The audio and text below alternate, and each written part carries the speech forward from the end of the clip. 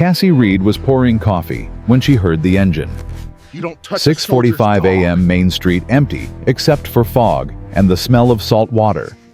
Kodiak sniffed the lamppost tail wagging, completely unaware that in 90 seconds, everything would change.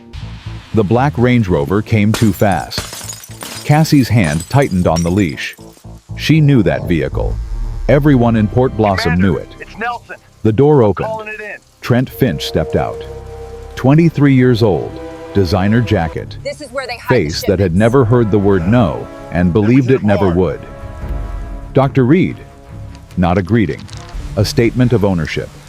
Kodiak's hackles rose. Dogs know things people miss. Beautiful morning, Trent said, moving closer. It was. Cassie felt her pulse kick up. 3 years running her father's clinic. 3 years of saying no to this family. And every time she said it, they came back harder. My father sent me with a message. Your father has my number. He thought a personal touch might be more persuasive. Trent's eyes moved past her to the clinic, assessing, dismissing. 3 times assessed value, cash, 30-day close. Here's what you need to understand: this wasn't the first offer. It was the 5th. And each time Cassie refused, someone else in town sold. The Hendersons, Maria Gonzalez, everyone who'd stood between Alistair Finch and his luxury resort vision. Most took the money. The smart ones took the money. Tell your father the answer is still no. Trent stepped closer. Kodiak growled low and serious. You don't really have a choice, Dr. Reed. City Council approved the development. Your clinic is just delaying the inevitable. Then I guess I'm good at delays. Something flickered in Trent's eyes. Anger, frustration, the particular rage of privilege denied. He looked down at Kodiak. That's a big dog. He's friendly to people who deserve it. Looks dangerous to me. Aggressive. Trent pulled out his phone. Town has leash laws, ordinances about threatening animals. Would be a shame if someone filed a complaint with Sheriff Drummond. Cassie's jaw clenched. She knew exactly what he meant. Once a dog got labeled dangerous in this town, in any town where the sheriff answered to men like Alistair Finch, that dog disappeared. You're not filing anything. Aren't I? Trent leaned in. Go ahead. Tell me I'm wrong. Tell me your dog isn't trained to attack people who make you uncomfortable. I'm teaching him to protect what matters. Then he's going to have a rough life. Trent turned like he was leaving. Cassie's shoulders started to relax. Another confrontation survived. Another day of running her father's clinic, treating animals who needed her, standing up for something that actually mattered. Then Trent stopped. He turned around slow, looking at Kodiak now, not at Cassie. You know what I think? His voice dropped. Dangerous. I think you're using this dog to intimidate people. That's ridiculous. Is it? Look at him. He's practically snarling. Kodiak wasn't snarling. His mouth was closed, body language controlled. Cassie had trained him herself, hundreds of hours, teaching him to distinguish real threats from uncomfortable situations. He's doing his job. Your job is charity work for people who can't afford real veterinary care. The words hit harder than expected. Cassie felt her breath catch. Her father had built this clinic with his own hands, treated every stray, every senior pet, whether owners could pay or not. That wasn't charity. That was humanity. My father built something that mattered. Your father built a failure that you're too stubborn to let die. And that's when it happened. Trent moved fast, his hand swinging, boot connecting, and Kodiak yelped. Not a warning bark, a sound of pure pain. Trent had kicked him. Full force, right in the ribs. Kodiak stumbled back, regained footing, eyes locked on Trent, but waiting for Cassie's command, because good dogs trust their person, even when the world turns violent. Cassie stood frozen, mind trying to catch up. The coffee cup slipped from her hand, hit concrete, hot liquid spreading. That, Trent said, breathing hard, is what happens to dogs who threaten me. The rage came volcanic and instant. Cassie moved forward, not thinking, just reacting, her hand forming a fist because this man had just hurt her dog. Her father's dog, the last living connection to I wouldn't. The voice came from across the street. Quiet. Carrying through fog like it had been amplified. A man's voice. Calm. Almost gentle. Cassie turned. So did Trent. A figure stood outside the Tidewater Inn. He'd been sitting there so still she hadn't noticed. Newspaper in his lap, now standing. And something about the way he moved made the morning feel different. He walked toward them, unhurried but purposeful.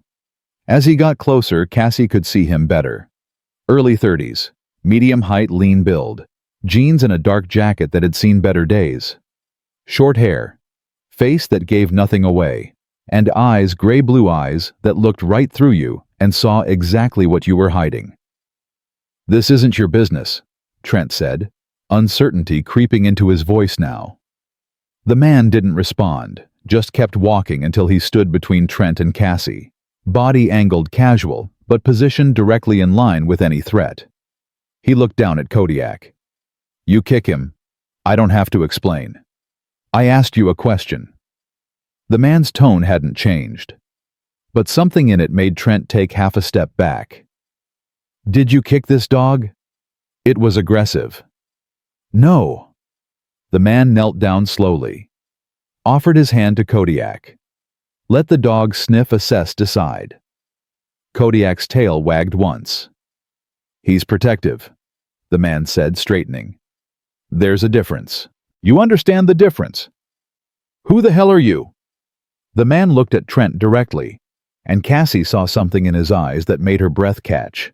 Not anger, not threat, certainty. Absolute knowledge of what he was capable of and absolute control over whether to use it. Nobody important. Just someone who doesn't like seeing animals abused. "You don't know who you're dealing with." "Actually, I think I do." The man's voice stayed level, conversational. "You're Trent Finch. Your father's Alistair Finch, the developer. You drive a Range Rover that costs more than most people here make in 3 years. You're used to getting what you want. And when you don't, you get angry. You make threats. You think violence against something weaker makes you strong." Trent's face flushed red. "You need to walk away. And you need to apologize to the lady and her dog." "I'm not apologizing for anything." The man took one step forward. Just one. Trent flinched. "Let me explain something." The man's voice dropped so quiet, Cassie had to strain to hear. "You touch that dog again. You touch her. You even think about coming back here with more threats, you won't walk away. Do you understand what I'm telling you? Is that a threat? It's a promise." The moment stretched. Tension, thick enough to taste. Trent was trying to hold ground, trying to find the bravado that had carried him through every other confrontation. But something in this stranger's eyes was breaking through that armor, exposing the scared boy underneath. "My father will hear about this." "I hope he does." Trent backed toward his Range Rover, maintaining eye contact like looking away would be surrender. Got in. Slammed the door. Peeled out with enough force to leave rubber on pavement.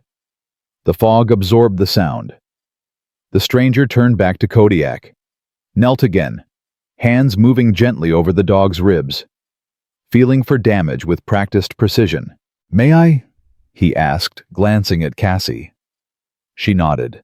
Couldn't trust her voice yet.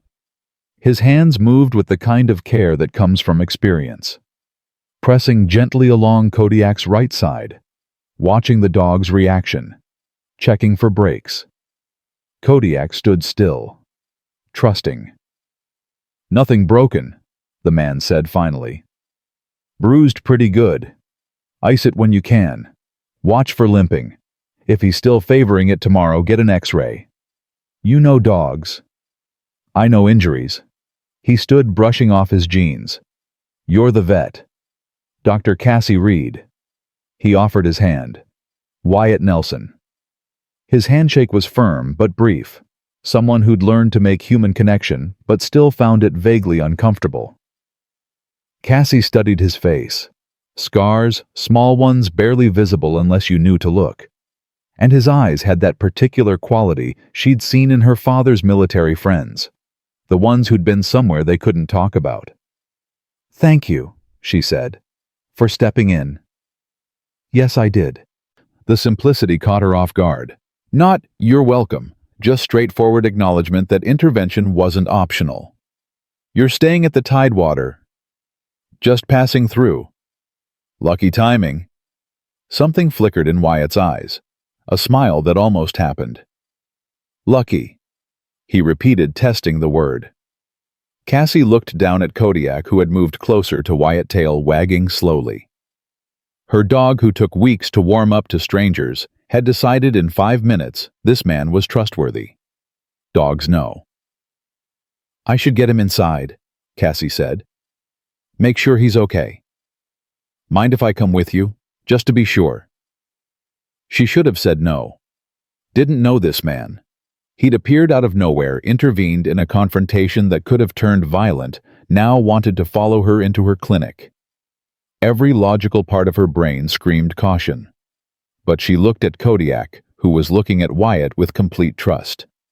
"Sure, this way." They walked to the clinic entrance. Cassie unlocked the door, hands shaking slightly. The adrenaline was wearing off, leaving behind reality. Trent Finch had assaulted her dog. In public. In daylight. And walked away like it was nothing. Because for him, it was nothing. Inside the clinic smelled like antiseptic and dog food. Small waiting area. Examination room. Surgery suite her father had saved years to equip. Walls needed painting. Floor tiles cracked, but clean, organized. Every piece of equipment maintained with obsessive care. Wyatt looked around, that same assessing gaze he'd used on Trent. "This is nice," he said. "Your father built it. How did you—" "The photos." He gestured to the wall behind reception. Framed pictures of her father. Opening day. With patients. Receiving a community award. "You look like him." "I get that a lot." "It's a compliment." Cassie led Kodiak to the examination room. Lifted him onto the table. He settled immediately, trusting completely. She examined him herself. Fingers following the same path Wyatt's had, checking for internal damage. The bruising was already showing through dark fur. A spreading darkness along his right ribs that made her stomach clench. "Bastard," she muttered. "Yeah." Cassie looked up. Wyatt was watching her. Something in his expression made her feel less alone than she had in months. "Trent Finch is going to come back," she said quietly. "This isn't over." "I know. His father owns half this town. The sheriff, city council, probably the judge. I can't fight them." "You shouldn't have to." "But I do." Her voice cracked. "This clinic is all I have left of my father. All I have left of the life we built. And they want to tear it down for another luxury hotel nobody in this town can afford." Wyatt was quiet, eyes moving from her to Kodiak and back. "How long have they been pressuring you?" 6 months. Ever since Alistair Finch announced his development project. Port Blossom Marina and Resort. Supposed to revitalize the economy. Bring in tourism. Create jobs. Bitterness leaked into her voice. What it actually does is push out everyone who's lived here for generations. "You're the last holdout. Most visible. My property sits on the water. Prime real estate. If I sell, the other holdouts lose leverage. If I don't—" She trailed off, looking at Kodiak. "They'll force me out." Trent basically said as much. "Inspections. Zoning reviews." "You were listening." "I'm always listening." The way he said it, flat matter of fact, made Cassie's skin prickle. This wasn't some tourist who'd stumbled into a confrontation. This was someone with training. "What are you really doing in Port Blossom?" she asked. Wyatt met her eyes. For a second she thought he might tell her. Then something shuddered in his expression. He shook his head slightly. "Like I said, passing through." "Nobody just passes through Port Blossom. We're not on the way to anywhere." Maybe that's why I'm here." The cryptic response should have irritated her. Instead, it felt honest. As much truth as he could manage. Cassie finished examining Kodiak, helped him down from the table. The dog immediately went to Wyatt, pressing against his leg. "He likes you," she observed. "Dogs are better judges of character than people." "That's what my father used to say." "Your father was right." Before Cassie could respond, her phone buzzed. She pulled it out, saw the name, felt her stomach drop. Sheriff Drummond. She answered. "Sheriff." "Dr. Reed. Professionally neutral. I've received a complaint regarding your dog." Of course. Of course Trent went straight to his father, and his father went straight to the sheriff he probably had in his pocket. "What kind of complaint?" "Aggressive behavior, threatening a civilian. The complainant is requesting your animal be evaluated for public safety concerns." "My dog was attacked, Sheriff. Trent Finch kicked him." "That's not what the complaint says." "I have a witness." "Who would that be?" Cassie looked at Wyatt. "A man named Wyatt Nelson. He saw everything." Pause on the other end. "I'll need to speak with Mr. Nelson. But Dr. Reed, I'm going to have to insist your dog remain on your property until this is resolved. No public areas, no Main Street. If I get another complaint..." "You won't." "If I do, I'll have to impound the animal pending evaluation. Do you understand?" Cassie's hand tightened on the phone. "Yes." "Good. I'll be in touch." The line went dead. Cassie stood there, phone still pressed to her ear, trying to control the rage and fear mixing in her chest. They were doing exactly what Trent threatened, using the system, making Kodiak the villain so they could justify taking him away. "Let me guess," Wyatt said quietly. "You're supposed to keep the dog locked up. Until they decide he's not dangerous. Which means, until I decide to sell." Her voice shook. "They're going to take him from me, say he's a threat, and I won't be able to prove otherwise. And they'll put him down or send him somewhere, and I'll never breathe." The single word cut through her spiraling panic. Cassie looked up. Wyatt had moved closer without her noticing. "They're not taking your dog," he said. "You don't know that." "Yes, I do." The certainty in his voice was almost insulting, like he thought he could just decide how this played out. "You don't understand how this town works," Cassie said. "Alistair Finch owns..." "I understand exactly how this town works. Power, money. People who think they're above consequences." Something in his eyes went hard. "But there's always a weak point. Always a pressure point that makes the whole structure collapse. This isn't some military operation.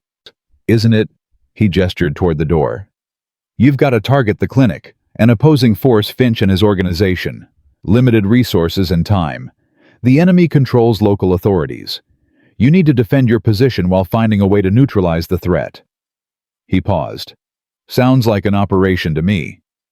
Cassie stared at him. "You're military." "Was." "What branch?"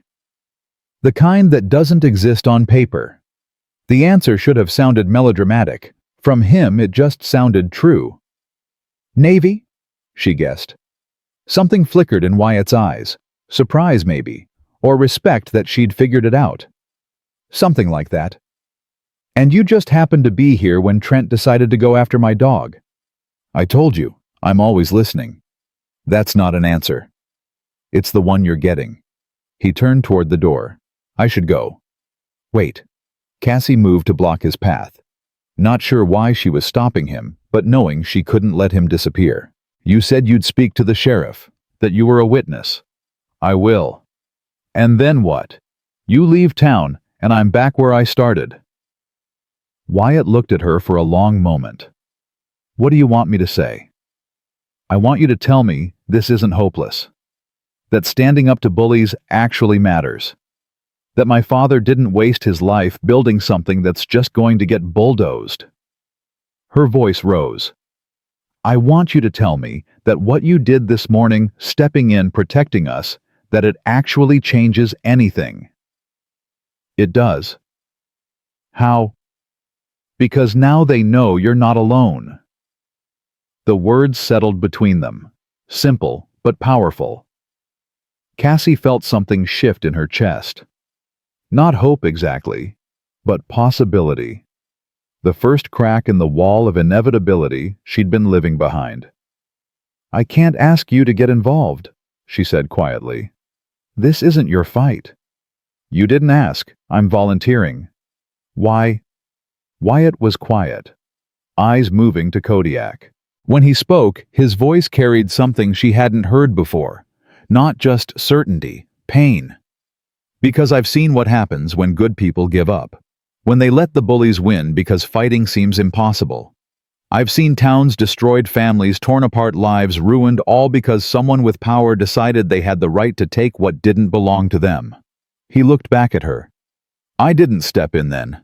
I'm stepping in now." The rawness in his voice made Cassie's throat tight. Whatever Wyatt Nelson had been through, whatever he'd seen that didn't exist on paper, it had carved something deep that hadn't healed. Maybe never would. "I need to open the clinic," she said finally. "I have appointments starting in an hour." "Okay." "You could—" She hesitated. "You could stay. If you want. I could use help." Flimsy excuse. They both knew it. But Wyatt nodded. "I'll stay." They worked in silence, Wyatt cleaning up outside, while Cassie tried to settle her nerves before her first patient.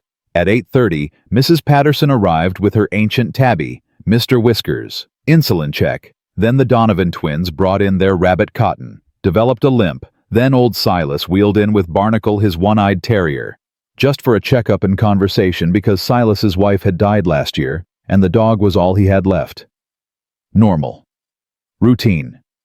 Except Wyatt was there, quietly helping, anticipating what she needed before she asked, handling animals with gentle precision. And between patients, he was outside, watching the street. Body language relaxed, but attention sharp. Guarding. By noon, Cassie had treated 6 animals and was running behind schedule. She emerged from the examination room to find Wyatt talking to Silas. "And I told the city council," Silas was saying, gesturing. "You can't just erase 100 years of history because some developer waves money." His weathered face creased with passion.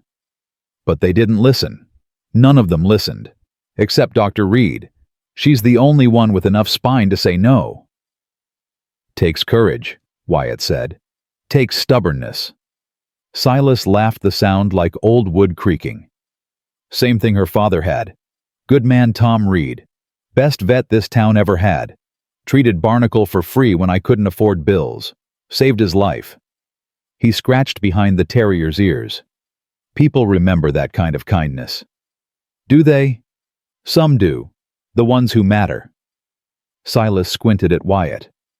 "You're not from around here." "Just visiting." "Staying long?" "That depends." "On what?" Wyatt glanced at Cassie. "On whether I'm needed." Silas followed his gaze, nodded slowly.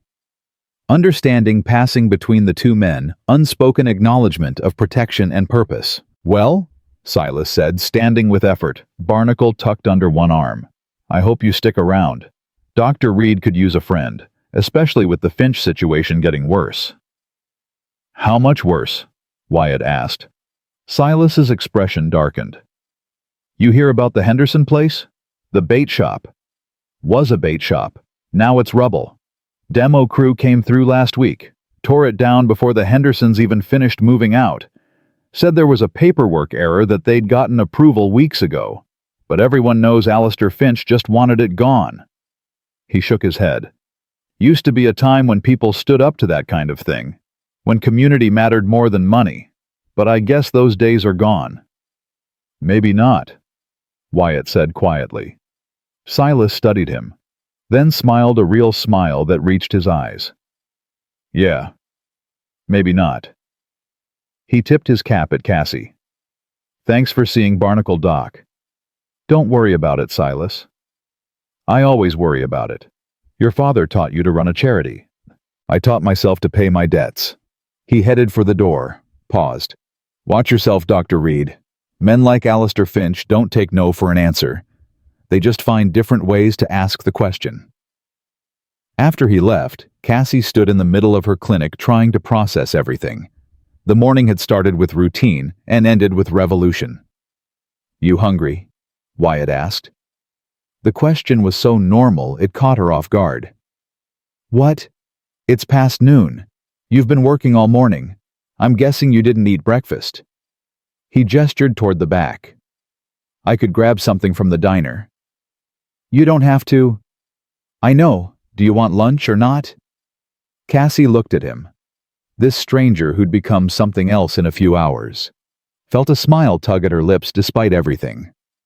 "Turkey sandwich, no mayo, and get something for yourself." "I will." He was gone before she could offer money. Cassie stood there with Kodiak at her side, wondering how her carefully controlled life had suddenly become so complicated, and wondering why that didn't feel like such a bad thing. Sign. Wyatt returned with lunch.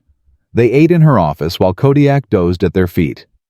"Tell me about your father," Wyatt said. Cassie looked up. "Why?" "Because he built something worth protecting. I want to understand why." She studied his face, looking for mockery, found only genuine interest, so she told him. About Tom Reed. 2 tours in Vietnam. Came home determined to heal instead of hurt. Started the clinic in a converted garage with nothing but a dream. Treated every creature like it mattered, prize-winning show dog or stray with matted fur and broken ribs. He believed everyone deserved a second chance, Cassie said softly. Animals, people didn't matter. If you needed help, he helped. No judgment, no conditions. She looked at the photos on the wall. He died right there in the examination room. Heart attack. Treating Mrs. Patterson's cat when it happened. Just gone. I'm sorry. Me too. Her voice cracked. The worst part is, I think he knew it was coming. Chest pains for weeks, but he wouldn't go to the doctor. Said he had too much work. Too many animals depending on him. She gestured helplessly. Now I'm the one too stubborn to let go. It's not stubborn if it's worth fighting for. Isn't it? Everyone else took Finch's money. The smart ones anyway. They're starting new lives somewhere else. Better lives probably. And I'm still here holding on to something that's already lost. It's only lost if you give up. The conviction in his voice made Cassie's chest tight. You don't know that. Yes, I do. Wyatt leaned forward. I've spent years fighting battles I couldn't win. Operations where the mission was impossible and the odds were worse. And you know what I learned? The outcome isn't what matters. It's whether you showed up. Whether you stood your ground when standing was the hardest thing you could do. That sounds like a good way to get killed. Sometimes. But it's also the only way to stay alive. He paused. The version of alive that matters anyway. Cassie understood then. This wasn't about the clinic or Kodiak or standing up to the Finch family. This was about purpose. About finding a reason to keep fighting when every logical part of your brain said surrender. What happened to you? She asked quietly. What made you like this? Wyatt was silent for a long moment. When he spoke, his voice was distant. There was a village. Afghanistan. We were there to train local forces, build relationships, establish trust. The kind of operation that takes months. Progress measured in handshakes and shared meals instead of body counts. He stared at his hands. But there was a warlord. Local power broker who didn't want us there. Didn't want the region stabilizing because stability meant he'd lose control.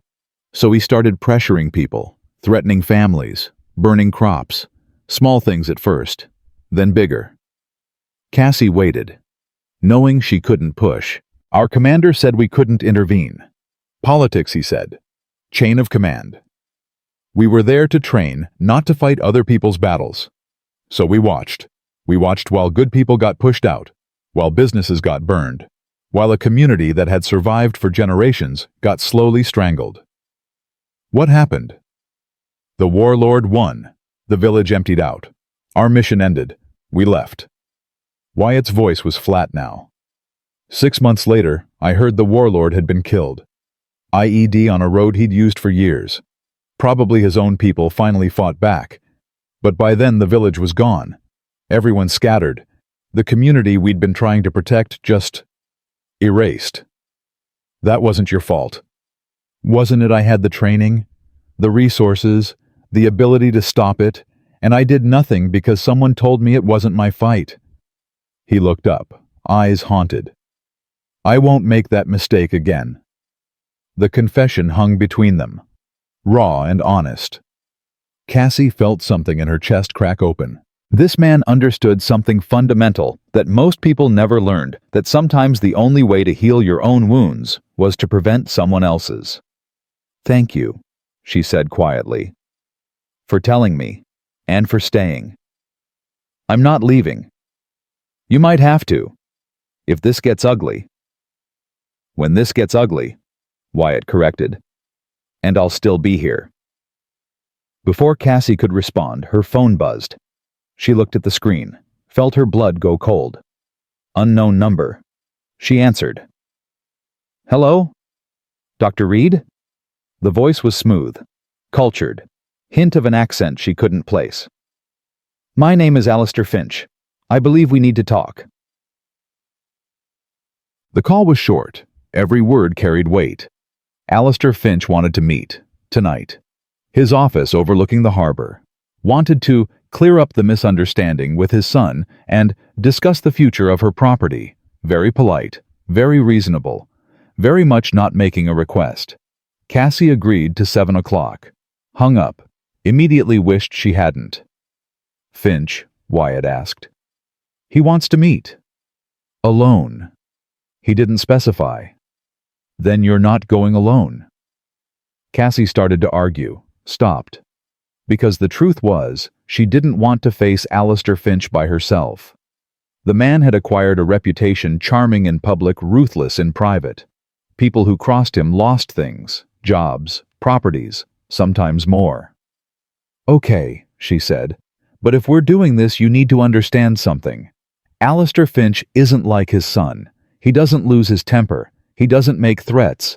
He just wins, always. And people who bet against him regret it. Then I guess I'd better not bet against him. Wyatt's expression was unreadable. I'll just make sure he doesn't win. The rest of the afternoon crawled. Cassie tried to focus on patience. Her mind kept circling back to the meeting. What would Finch offer? What leverage did he think he had? And what would happen when she said no?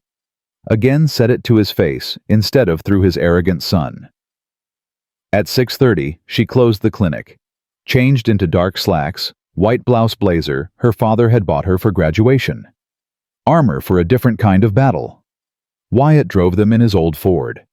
He didn't talk during the ride, just watched the road with constant awareness. The silence was comforting. Finch's office occupied the top floor of the Port Blossom Marina building. Newest, tallest structure in town. All glass and steel and contempt for the weathered buildings surrounding it. They took the elevator up. Cassie's stomach churned with each floor. The doors opened to reveal a reception area that belonged in Seattle, not a fishing town. Modern furniture. Abstract art. A view of the harbor that cost more than most locals made in a year. A young woman in an expensive suit greeted them with a practiced smile. Dr. Reed, Mr. Finch is expecting you. She led them down a hallway to double doors at the end, knocked once, opened them without waiting. Alistair Finch's office was enormous, immaculately decorated, dominated by floor-to-ceiling windows that made the whole town look small and conquerable. Behind a desk stood Alistair Finch himself. Mid-50s, carried himself younger. Perfectly tailored suit. Silver hair that looked distinguished instead of old. Sharp features that might have been handsome if they weren't so calculating. And eyes, cold blue eyes, that assessed and dismissed her in the same glance. Dr. Reed, he said, voice carrying that same accent, slight, refined, Eastern European maybe. Thank you for coming, and you brought... He looked at Wyatt with undisguised interest. "A friend," Cassie said. "Of course. Please sit." They sat in chairs positioned to face the desk and the window behind it, the view forcing visitors to squint against light. Power play older than business itself. Finch didn't sit. He stood at the window, hands clasped behind his back, looking out at the harbor his development would transform. "Let me begin with an apology," he said. "My son's behavior this morning was inexcusable. Trent has difficulties with impulse control. He's young, spoiled, and I take full responsibility for not teaching him better manners." The apology sounded practiced, like he'd made it before. "He assaulted my dog," Cassie said, "and he'll face consequences for that. I've already spoken with him." Finch turned to face her. "But I think we both understand this situation is bigger than one regrettable incident. This is about the future of Port Blossom, about progress." "Here we go," Cassie muttered. Finch's smile was thin. "You don't like me, Dr. Reed. I understand that. I represent change, and change is frightening. But consider what I'm offering this town. Jobs, infrastructure, tourism revenue that could transform the local economy. Your clinic treats animals. I'm trying to save an entire community. By destroying it first. By rebuilding it into something sustainable, something that can survive in the modern economy." He moved to his desk, pulled out a folder, slid it across. "This is my revised offer. $400,000 for your property, $50,000 above market value. Additionally, I'll personally fund a new clinic in any location you choose within 50 miles. Better equipment, bigger space. Everything you need to continue your father's legacy." Cassie stared at the folder without opening it. "And all I have to do is leave." "All you have to do is recognize reality. Your clinic is charming, Dr. Reed, but it's also obsolete. The building needs major repairs. Your equipment is outdated. You're barely breaking even, and that's with you working 70-hour weeks and treating half your patients for free." He leaned forward. "I'm offering you a chance to do better, to build something that actually serves the community, instead of just existing as a monument to the past." The words stung because they were partly true. The clinic did need repairs, equipment was old, and Cassie was exhausted, bone-deep tired from carrying her father's dream while the world changed around her. But Wyatt spoke before she could. "You're a criminal." The words dropped like stones into still water. Finch's expression didn't change, but something flickered in his eyes. "Excuse me?" "You heard me." Wyatt's voice was casual, almost conversational. "Alistair Finch isn't your real name. I'm guessing something Eastern European. Russian, maybe. Or Ukrainian. Somewhere that taught you how to move money and build networks and operate outside legal systems." Finch's smile never wavered. "That's quite an imagination you have, Mr. Nelson. Wyatt Nelson." "Mr. Nelson, I'm a legitimate businessman. Everything I do is legal documented and approved by proper authorities." "Legal doesn't mean legitimate. You've bought the sheriff, city council, probably the mayor. You're using this development as a front to launder money, probably narcotics, possibly arms. The resort is just paperwork, a way to make dirty money look clean." The silence that followed was dangerous. Cassie's heart hammered. She fought the urge to grab Wyatt's arm and pull him out before Finch could respond. But Finch just laughed. Genuine sound that made Cassie's skin crawl. "You're very perceptive, Mr. Nelson. Or very paranoid. I can't decide which." He moved back to the window. "But even if your wild theories were true, and I'm not saying they are, what would it matter? I'm still offering Dr. Reed a fair deal. I'm still bringing prosperity to this town. The source of my funding is irrelevant. Not to the people who get hurt when your operation collapses. Nothing is collapsing. I've been building legitimate businesses for 20 years. Under how many names?" Finch's eyes narrowed slightly. "I think this meeting is over." "Wait." Cassie stood, hands shaking but voice steady. "I want to say something." Both men looked at her. You're right that my clinic is struggling, that I'm barely staying afloat, that everything you said about repairs and equipment and working too many hours is true. She picked up the folder, set it down without opening it. But my father didn't build this place to make money. He built it because the animals and people in this town needed someone who gave a damn about them. And every single day I keep these doors open, I'm honoring that. I'm proving that some things matter more than profit margins. How noble, Finch said dryly. It's not noble, it's necessary. Because if everyone in this town takes your money and leaves, then Port Blossom stops being a community and becomes just another development property, just another line on your spreadsheet. She moved toward the door. So my answer is still no. It will always be no. And you can send your son, your lawyers, your corrupt sheriff. It doesn't matter. I'm not selling. She walked out. After a moment, Wyatt followed. They didn't speak in the elevator. Didn't speak in the truck. Didn't speak until they were back at the clinic and Cassie was unlocking the door with shaking hands. That was stupid, she said finally. Which part? All of it. Me refusing him again. You accusing him of being a criminal to his face. Everything. She turned to look at Wyatt. You basically just painted a target on both of us. The target was already there. I just made him acknowledge it. Why? What does that accomplish?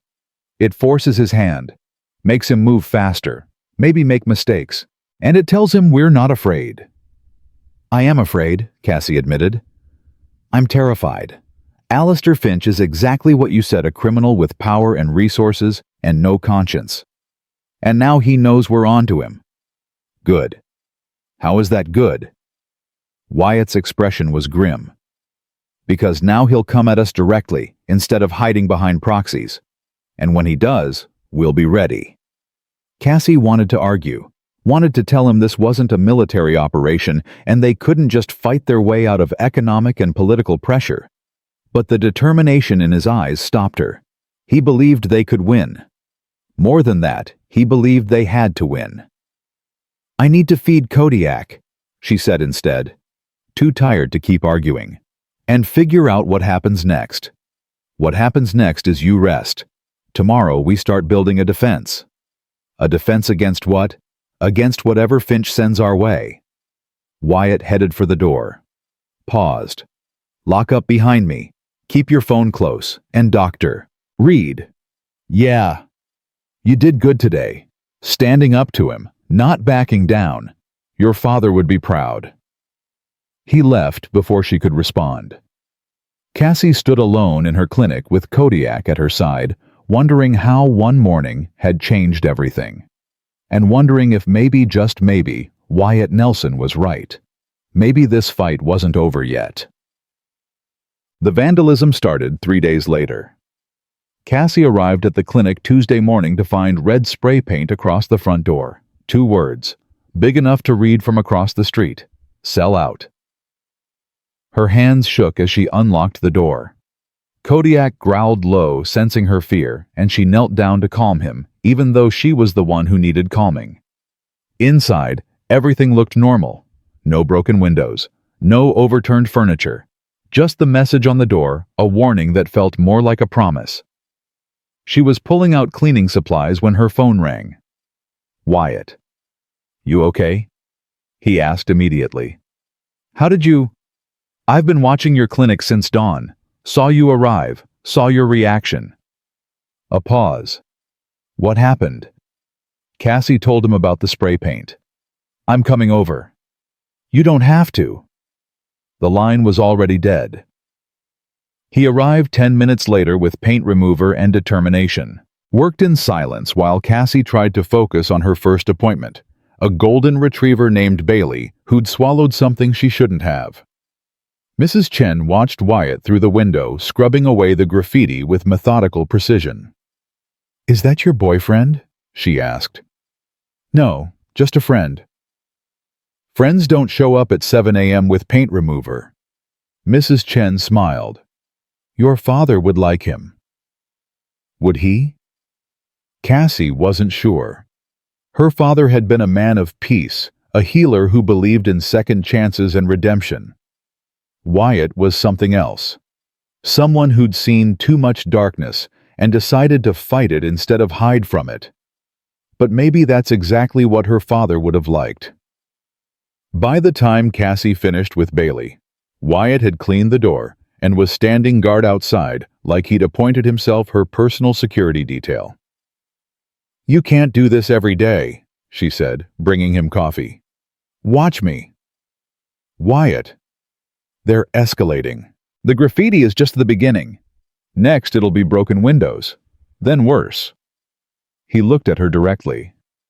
"You need to understand what's happening here. Finch is applying pressure. Systematic, calculated pressure designed to make you feel unsafe in your own business." "I already feel unsafe." "Then his strategy is working." The bluntness stung, but it was also honest. "What do I do?" Cassie asked quietly. "You keep showing up. You keep treating animals. You prove that fear doesn't control you." Wyatt took a sip of coffee. "And you let me worry about the rest." "The rest being what exactly?" "Reconnaissance, intelligence gathering, finding out who Finch really is and what he's really doing in Port Blossom." He pulled out a phone she'd never seen before, sleek black, definitely not civilian issue. "I made some calls last night, reached out to people who owe me favors." "What kind of people?" "The kind who can access information that doesn't officially exist." Cassie's stomach tightened. "You're investigating him." "I'm preparing a defense. There's a difference." "Is there?" "Because it sounds like you're starting a war." "He started it," Wyatt said simply. "I'm just deciding how it ends." Before Cassie could respond, a car pulled up. Not the Range Rover this time. A police cruiser.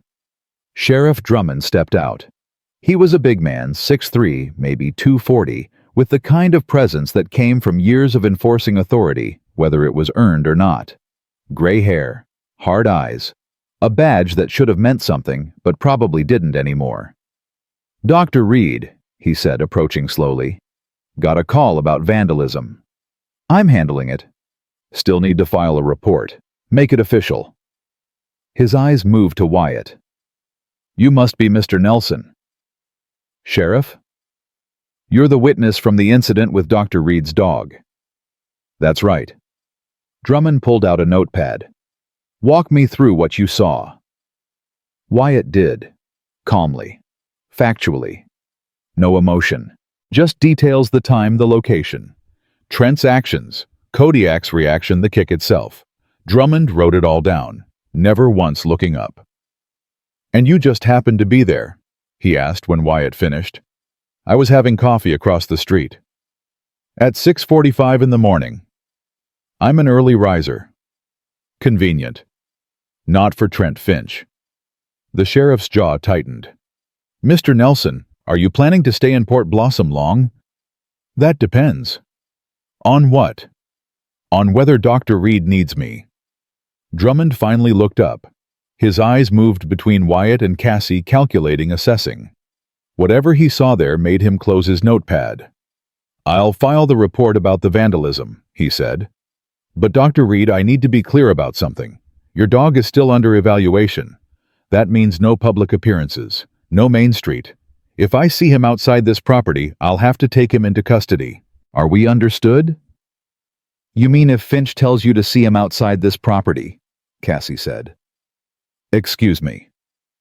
"I'm not stupid, Sheriff. I know who you work for, and it's not the people of this town." Drummond's face flushed. "Careful, Dr. Reed. Accusations like that can have consequences." "Is that a threat?" "It's a fact." Wyatt stepped forward. Not aggressive, just present. Positioning himself between Cassie and the sheriff in a way that looked casual but absolutely wasn't. "Sheriff," he said quietly, "I think we're done here." Drummond stared at him. For a moment, Cassie thought he might push back, assert his authority, make this confrontation about power instead of justice. But something in Wyatt's eyes made him reconsider. "Yeah," Drummond said finally, "I think we are." He walked back to his cruiser, drove away without looking back. Cassie let out a breath she didn't know she'd been holding. That went well. Actually, it did. How he basically threatened me. He revealed his hand, confirmed he's working for Finch. That's valuable intelligence. Wyatt pulled out his phone again, started typing. Now we know the local law enforcement is compromised, which means we need to operate outside official channels. Operate how? I'll explain tonight. Right now, you have patients who need you. He gestured toward the clinic where Mrs. Patterson was arriving with Mr. Whiskers. Focus on what you do best. Let me handle the rest. Wyatt. Trust me. The two words hung between them. Simple but weighted with everything unsaid. Cassie wanted to argue. Wanted to tell him she couldn't just let a stranger, a man she'd known for 3 days, take over her life and her problems. But when she looked in his eyes, she saw something that stopped her. Purpose. For whatever reason, Wyatt Nelson had decided her fight was his fight. And she got the feeling that once this man made a decision, nothing short of death would change it. Okay, she said quietly. I trust you. Something flickered in Wyatt's expression. Surprise, maybe.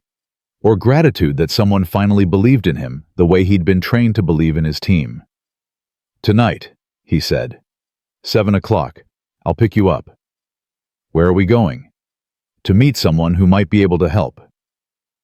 Then he was gone, disappearing down Main Street, like he'd never been there at all. Cassie stood watching until he vanished into the fog, then turned to greet Mrs. Patterson and try to pretend her world wasn't collapsing around her. But here's what she didn't know yet: her world wasn't collapsing.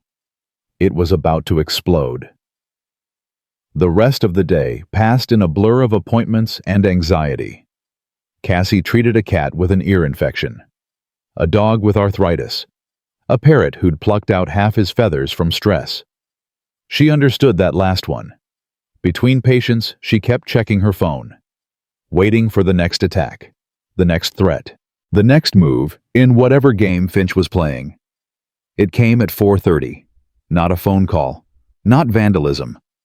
A man in a suit. He walked into her clinic carrying a briefcase and an expression that said he'd done this before and would do it again. Dr. Cassandra Reed. That's me. He handed her an envelope. You've been served. Then he left before she could ask questions. Cassie opened the envelope with shaking hands. Legal documents, official letterhead, words that blurred together until 3 phrases jumped out. Code violations. Immediate inspection required. Failure to comply will result in forced closure. She read it 3 times. Each time the words got worse. Finch had sicked the city's building inspector on her. Found violations that probably didn't exist, or didn't exist until he paid someone to create them. And now she had 72 hours to fix everything or lose her license to operate. Cassie sat down hard in the reception chair. Kodiak immediately pressed against her leg, sensing her distress. It's okay, buddy, she whispered. But it wasn't okay. Nothing was okay. She called Wyatt. He answered on the first ring. What happened? She told him about the inspection notice, about the code violations, about the 72-hour deadline that might as well be 72 minutes for all the good it would do. Wyatt was quiet for a moment. When he spoke, his voice was calm, too calm. I'm coming to get you, now. We're moving up the meeting.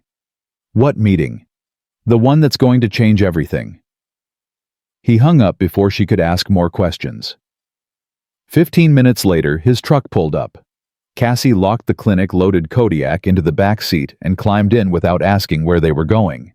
She was done asking questions. Now she just needed answers. Wyatt drove them out of town toward the old industrial district where the canneries used to be before Port Blossom decided it wanted to be upscale instead of working class. Abandoned buildings, rusted equipment, the smell of salt and decay. He parked outside what looked like a condemned warehouse. Where are we? Cassie asked. Somewhere Finch's people won't think to look. That's not reassuring. It's not supposed to be reassuring. It's supposed to be secure. He got out, waited for her to follow. The person we're meeting, he's former intelligence, CIA maybe, or something that doesn't have acronyms. He owes me a favor from Afghanistan. Big favor. Life debt kind of favor. And he's going to help us how? By finding out who Alistair Finch really is, where his money comes from, what he's really building here. Wyatt led her to a side door, knocked 3 times, paused, knocked twice more. The door opened. The man on the other side was maybe 50, lean and wiry, with eyes that had seen things worse than whatever Cassie could imagine. Gray stubble, scars on his hands, a gun holstered at his hip like it was part of his anatomy. "Wyatt," he said. Not warm, not cold, just acknowledgement. "Deacon." Wyatt gestured to Cassie. "This is Dr. Reed, the one I told you about." Deacon studied her for a long moment, then nodded. "Come in, and keep the dog close. I've got equipment in here that doesn't play nice with curious animals." Inside the warehouse looked like something from a spy movie. Computer monitors covering one wall, maps marked with pins and notes, satellite photos, documents spread across tables. The organized chaos of someone tracking multiple operations at once. "Jesus," Cassie breathed. "Close." Deacon moved to his main computer station. Started typing. "But I work for less righteous people. Wyatt says you've got a problem with a developer named Alistair Finch. He's trying to force me to sell my property. He's trying to do more than that." Deacon pulled up a file on the screen. A photo of Finch, not the polished businessman from the office, but someone younger, harder, standing in front of a building with Cyrillic lettering. "Your developer isn't who he says he is. Birth certificate is fake. Social security number is manufactured. The entire identity of Alistair Finch was created 7 years ago by someone who knew how to disappear from one life and appear in another." "Who is he really?" Cassie asked. "His birth name is Anton Vostok, Russian national, former military intelligence. He made a fortune in the 90s during the privatization chaos, buying up state assets for pennies and selling them for millions. Then he got involved in things that made those activities look innocent." "What kind of things?" "Arms dealing, money laundering, narcotics trafficking through Eastern European routes." Deacon clicked through more files. He disappeared from Russia 12 years ago. Interpol had a warrant, so did the FSB. But he had money connections and enough bodies buried to make prosecution complicated. "And now he's here," Wyatt said. "In Port Blossom, building a resort. Not just a resort." Deacon pulled up blueprints. "Look at these marina plans. Deep water berths designed for vessels much larger than tourist yachts. Private pier with minimal customs oversight. Warehouse facilities disguised as maintenance buildings. This isn't a resort.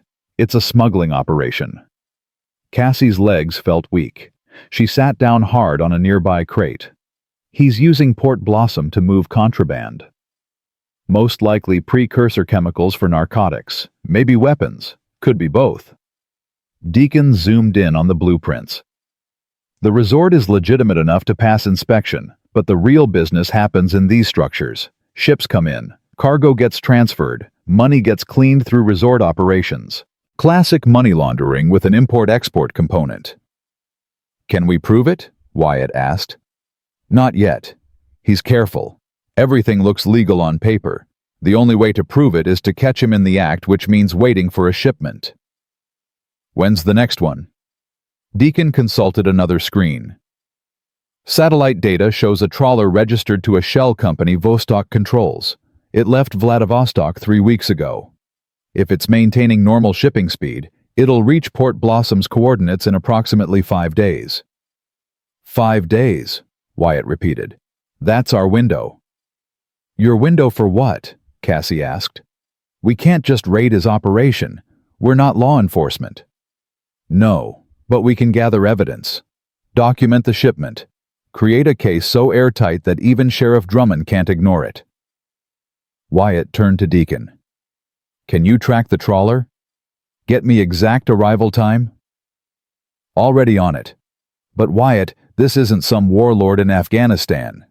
Vostok has resources. He has people. If you go after him directly, he'll respond with force. Let him. I'm serious. The man's connected to Bratva networks, Russian organized crime. If he feels threatened, he won't just send lawyers. He'll send professionals. I'm counting on it. Cassie stood up. Wait. Stop. Both of you stop. She looked at Wyatt. You're talking about putting yourself in danger, about confronting criminals with guns and connections and absolutely no conscience. For what? For my clinic. For your town, Wyatt corrected. Vostok's operation isn't just about your property. It's about turning Port Blossom into a front for international crime.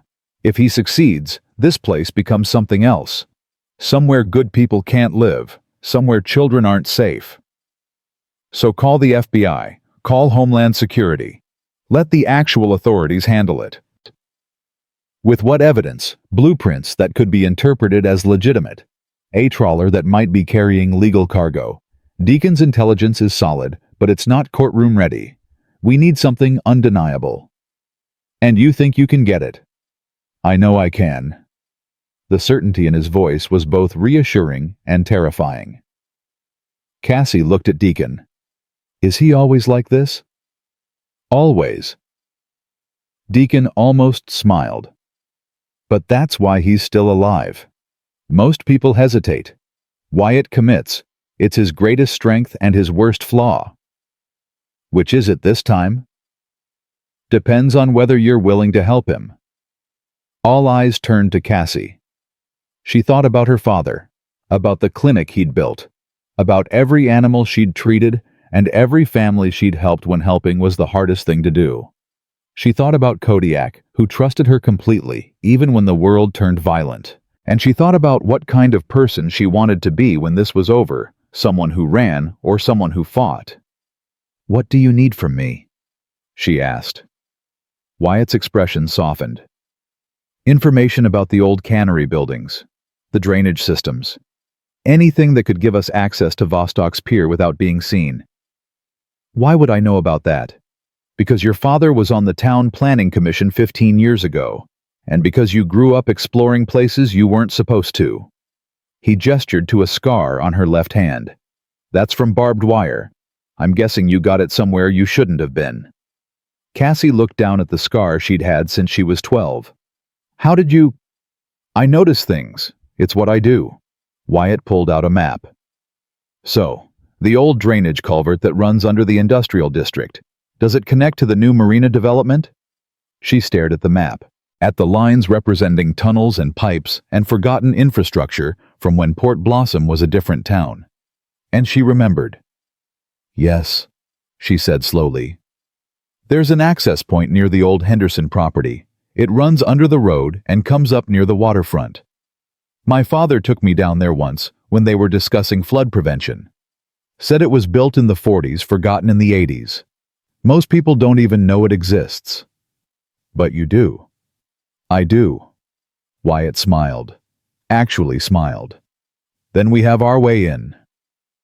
The meeting lasted another hour. Deacon showed them satellite images of Vostok's operation, guard rotations, security cameras, blind spots. He explained how to avoid detection, how to document evidence, how to get out alive if things went wrong, which he emphasized repeatedly they probably would. By the time they left, Cassie's head was spinning with information and adrenaline, and the surreal reality that she was now part of an operation to expose an international criminal. You okay? Wyatt asked as they drove back to town. No, I'm terrified. I'm confused. And I'm pretty sure I just agreed to do something that's going to get us both killed. It might. That's not reassuring. It's honest. He glanced at her.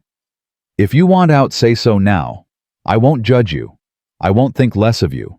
I'll handle this myself. Cassie was quiet for a long moment.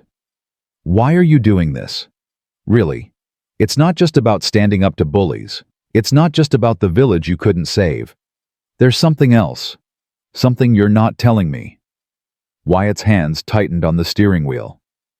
I told you about Afghanistan, about watching a community get destroyed while I did nothing. But I didn't tell you about after. about what happened when I got home. What happened? I couldn't sleep, couldn't eat, couldn't function like a normal person. I kept seeing their faces, the people we'd promised to protect, the ones we abandoned. His voice was flat now, mechanical. The military wanted me to see a therapist, take pills, learn to manage my PTSD. But I didn't want to manage it.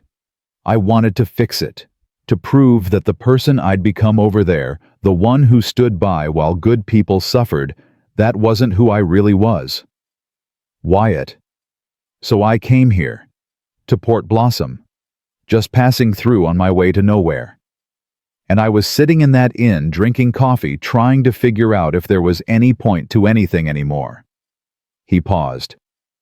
And then I saw you, and Kodiak, and Trent Finch raising his boot, and I realized this was it. This was my chance to be the person I should have been, to step in instead of standing by. Tears pricked Cassie's eyes. You're not doing this for me. You're doing it for yourself. Maybe, but does it matter? Either way you get help. Either way, Vostok doesn't win. It matters to me. Why? Because I need to know when this gets ugly, when Vostok comes at us with everything he has. Are you going to be thinking clearly, or are you going to be fighting ghosts from Afghanistan? Wyatt pulled the truck over, turned to face her. His eyes were clear, focused. I'm going to be thinking about keeping you alive, about stopping a criminal from destroying a town, about proving that standing up matters even when the odds are impossible. He reached over, squeezed her hand once. I'm not fighting ghosts anymore, Cassie. I'm fighting for something real. She believed him. God help her, she believed him. They drove the rest of the way in silence. When they reached the clinic, it was nearly 9 o'clock. Dark, quiet. The kind of quiet that felt like a held breath before a scream. Wyatt walked her to the door, waited while she unlocked it. Lock everything, he said. Keep Kodiak close. If anything happens, anything at all, you call me immediately. What are you going to do? Reconnaissance. I need to see Vostok's operation up close. Get a feel for his security. Figure out how we're going to do this without getting killed. Wyatt. I'll be careful. I promise. He was already backing away. Get some rest. Tomorrow things get complicated. He disappeared into the darkness before she could argue. Cassie stood in her clinic doorway, Kodiak at her side, wondering what she'd gotten herself into, and wondering if either of them would survive it. She didn't sleep that night. Every sound was a threat. Every shadow was Vostok's people coming for her. By the time dawn broke, she was exhausted and wired at the same time. Her phone rang at 6 a.m. Unknown number. Her heart rate spiked. Hello? Dr. Reed. The voice was smooth, cultured. Vostok himself. I hope I'm not calling too early. What do you want? To offer one final opportunity. I understand you received an inspection notice yesterday. Unfortunate business. Building codes can be so arbitrary. But I spoke with the inspector this morning. Explained that you're a valued member of the community. Someone we'd hate to lose. Cassie's blood ran cold. What did you do? I offered a solution. If you agree to sell your property by end of business today, the inspection gets postponed indefinitely. All violations, real or imagined, disappear. You walk away with $400,000 and a clear conscience. And if I don't, then the inspection proceeds as scheduled. And I think we both know your clinic won't pass. Too many violations. Too many safety concerns. The building will be condemned. You'll lose everything. A pause. But it doesn't have to be that way. You could end this, right now. One phone call to my attorney, one signature, and all your problems disappear. Except I'd be helping you turn Port Blossom into a criminal enterprise. Silence on the other end. Long enough to make Cassie's skin crawl. When Vostok spoke again, his voice had changed. No more polish, no more pretense. You've been talking to people, Dr. Reed. People who are feeding you information, making accusations they can't prove. I want you to understand something very clearly. Those accusations are dangerous. Not to me, to you. Is that a threat? It's a fact. People who interfere with my business tend to experience unfortunate accidents. Buildings catch fire. Cars go off roads. Sometimes people just disappear. His voice dropped to barely above a whisper. I would hate for something to happen to your dog. Such a beautiful animal. Would be tragic if he got loose. If he ran into traffic. If someone mistook him for a threat and... Cassie hung up. Her hands were shaking so hard she could barely hold the phone. He'd threatened Kodiak. Directly. Explicitly. And there was nothing she could do about it. She called Wyatt immediately. He threatened Kodiak, she said when he answered. Vostok called me, said if I don't sell by end of business today, my dog is going to have an accident. Where are you? The clinic. Stay there. Lock the doors. I'm coming. Wyatt, what if he's serious? What if he actually... He won't get near your dog, I promise you. Just stay there.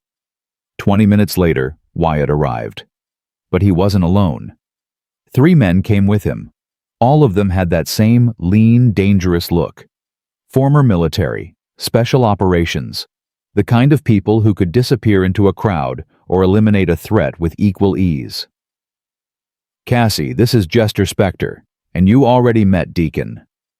Wyatt gestured to each man. My old unit. They flew in last night. You called in your team? Cassie asked. I called in my family. Wyatt moved to the window, checking the street. Vostok escalated. He made direct threats. That changes everything. We were going to wait for the shipment. Now we move up the timeline. Move it up to when? Tonight. Cassie felt the world tilt. Tonight. But you said the ship doesn't arrive for 5 days. It doesn't, but Vostok has a warehouse at his marina. That's where he's storing product from the last shipment.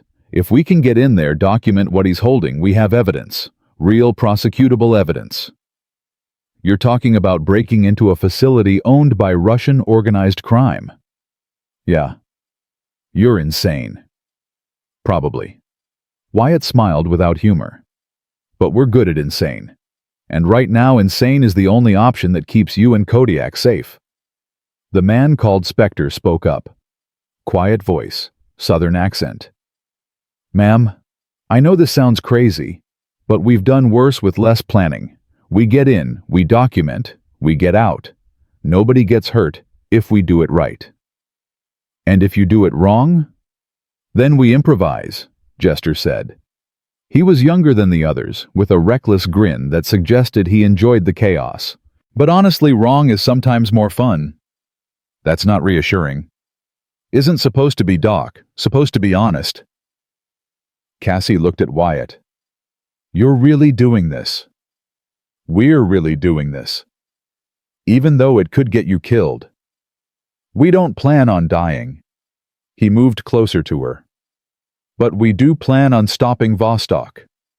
On giving you your life back. On making sure this town doesn't become his personal criminal empire. His voice softened. Trust me. One more time. Just trust me. She looked in his eyes, saw the determination, the absolute conviction that this was the right choice, even if it was the dangerous one. And she realized she did trust him. Completely. Irrationally. Against every logical argument, her brain was screaming. Okay, she whispered. What do you need from me? Everything you remember about that drainage culvert. So she told them.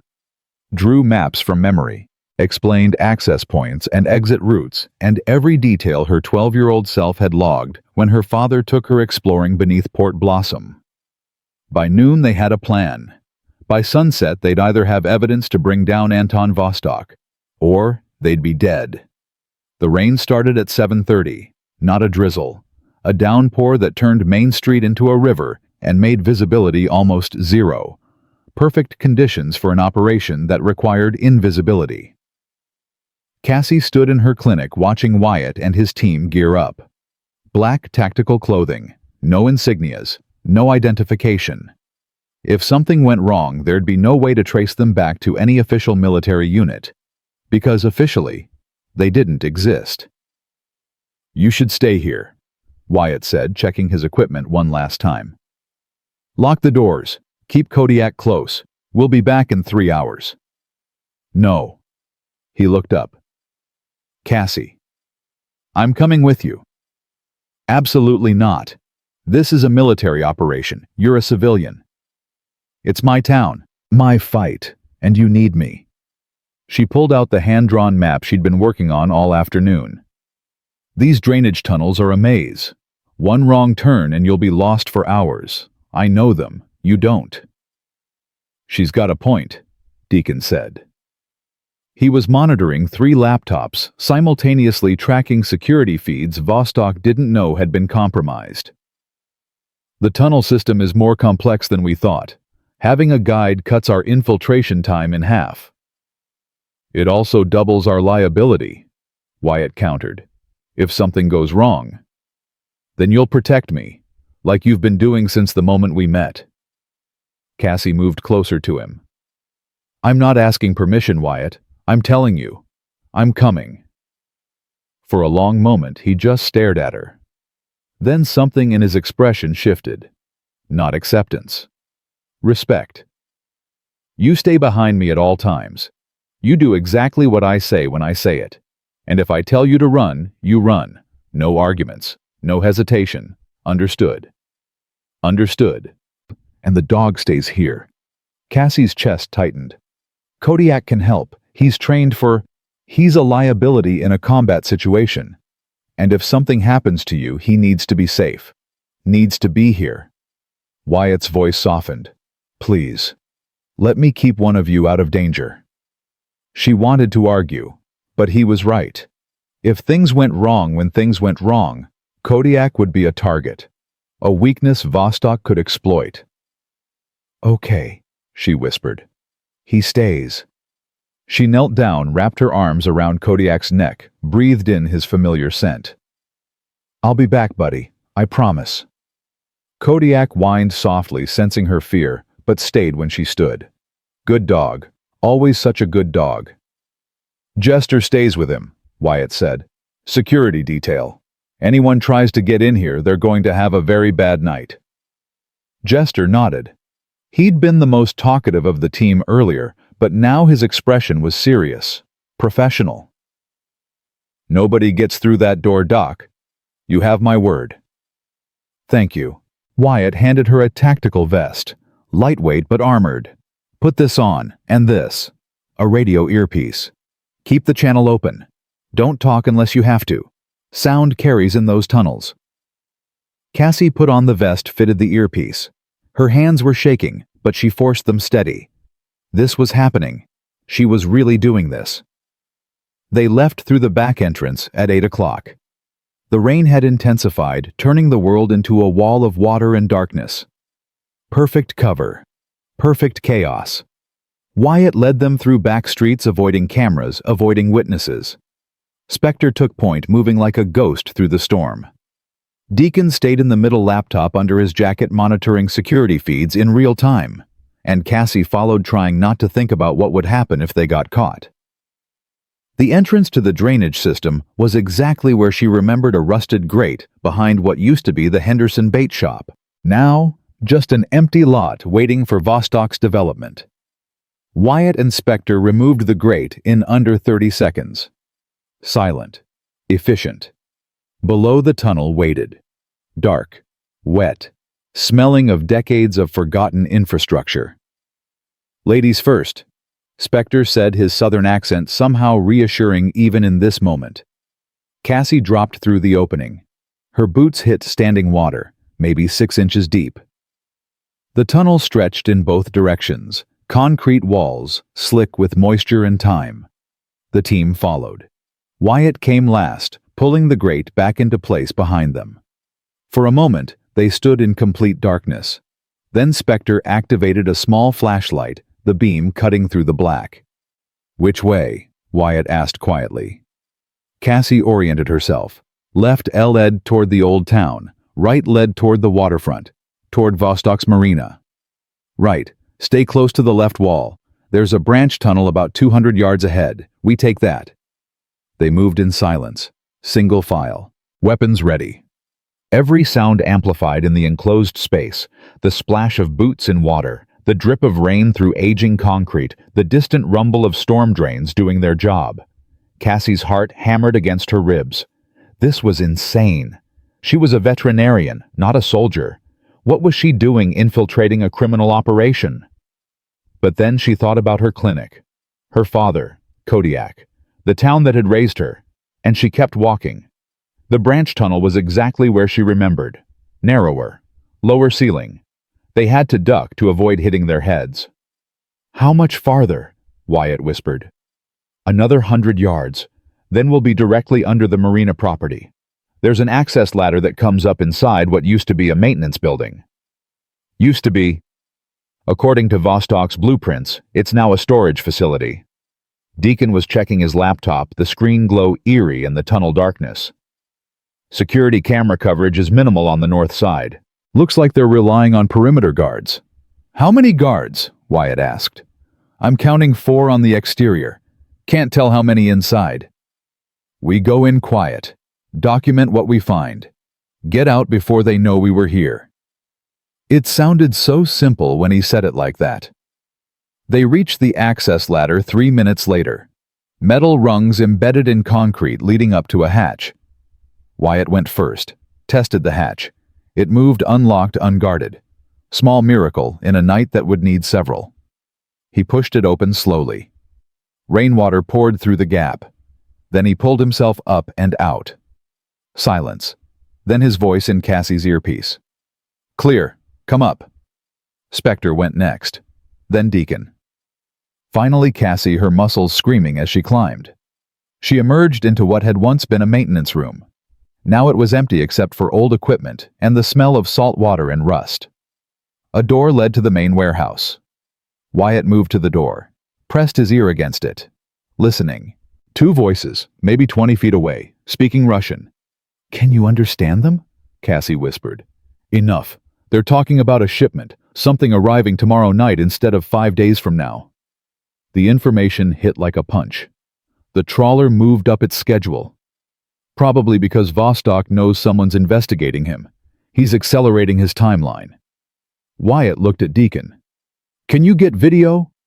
Deacon pulled out a fiber optic camera, the kind used for looking under doors without being seen. He fed it through the crack at the bottom of the door. On his laptop screen, the warehouse interior appeared, and what Cassie saw made her stomach drop. Crates, dozens of them, stacked floor to ceiling, marked with Cyrillic characters and warning symbols that didn't need translation. "Chemical precursors," Deacon breathed.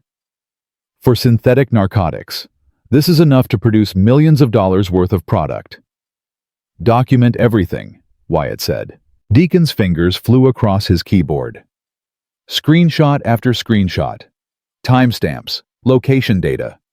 Everything they'd need to prove what Vostok was really doing in Port Blossom. But here's what none of them saw coming. The door to the warehouse suddenly opened. One of the guards was walking directly toward their position. Wyatt grabbed Cassie, pulled her behind a stack of old equipment, his hand over her mouth to keep her silent. Spectre and Deacon melted into shadows like they'd trained their entire lives to disappear. The guard entered the room. Big man, shaved head, tattoos that marked him as Bratva Russian mob. He was talking on his phone, voice irritated, clearly not expecting to find anyone. He walked past them, less than 3 feet away, so close Cassie could smell cigarette smoke on his clothes. Then he stopped, turned, looking directly at the spot where they were hiding. Cassie's breath caught. Her heart stopped. This was it. They were caught.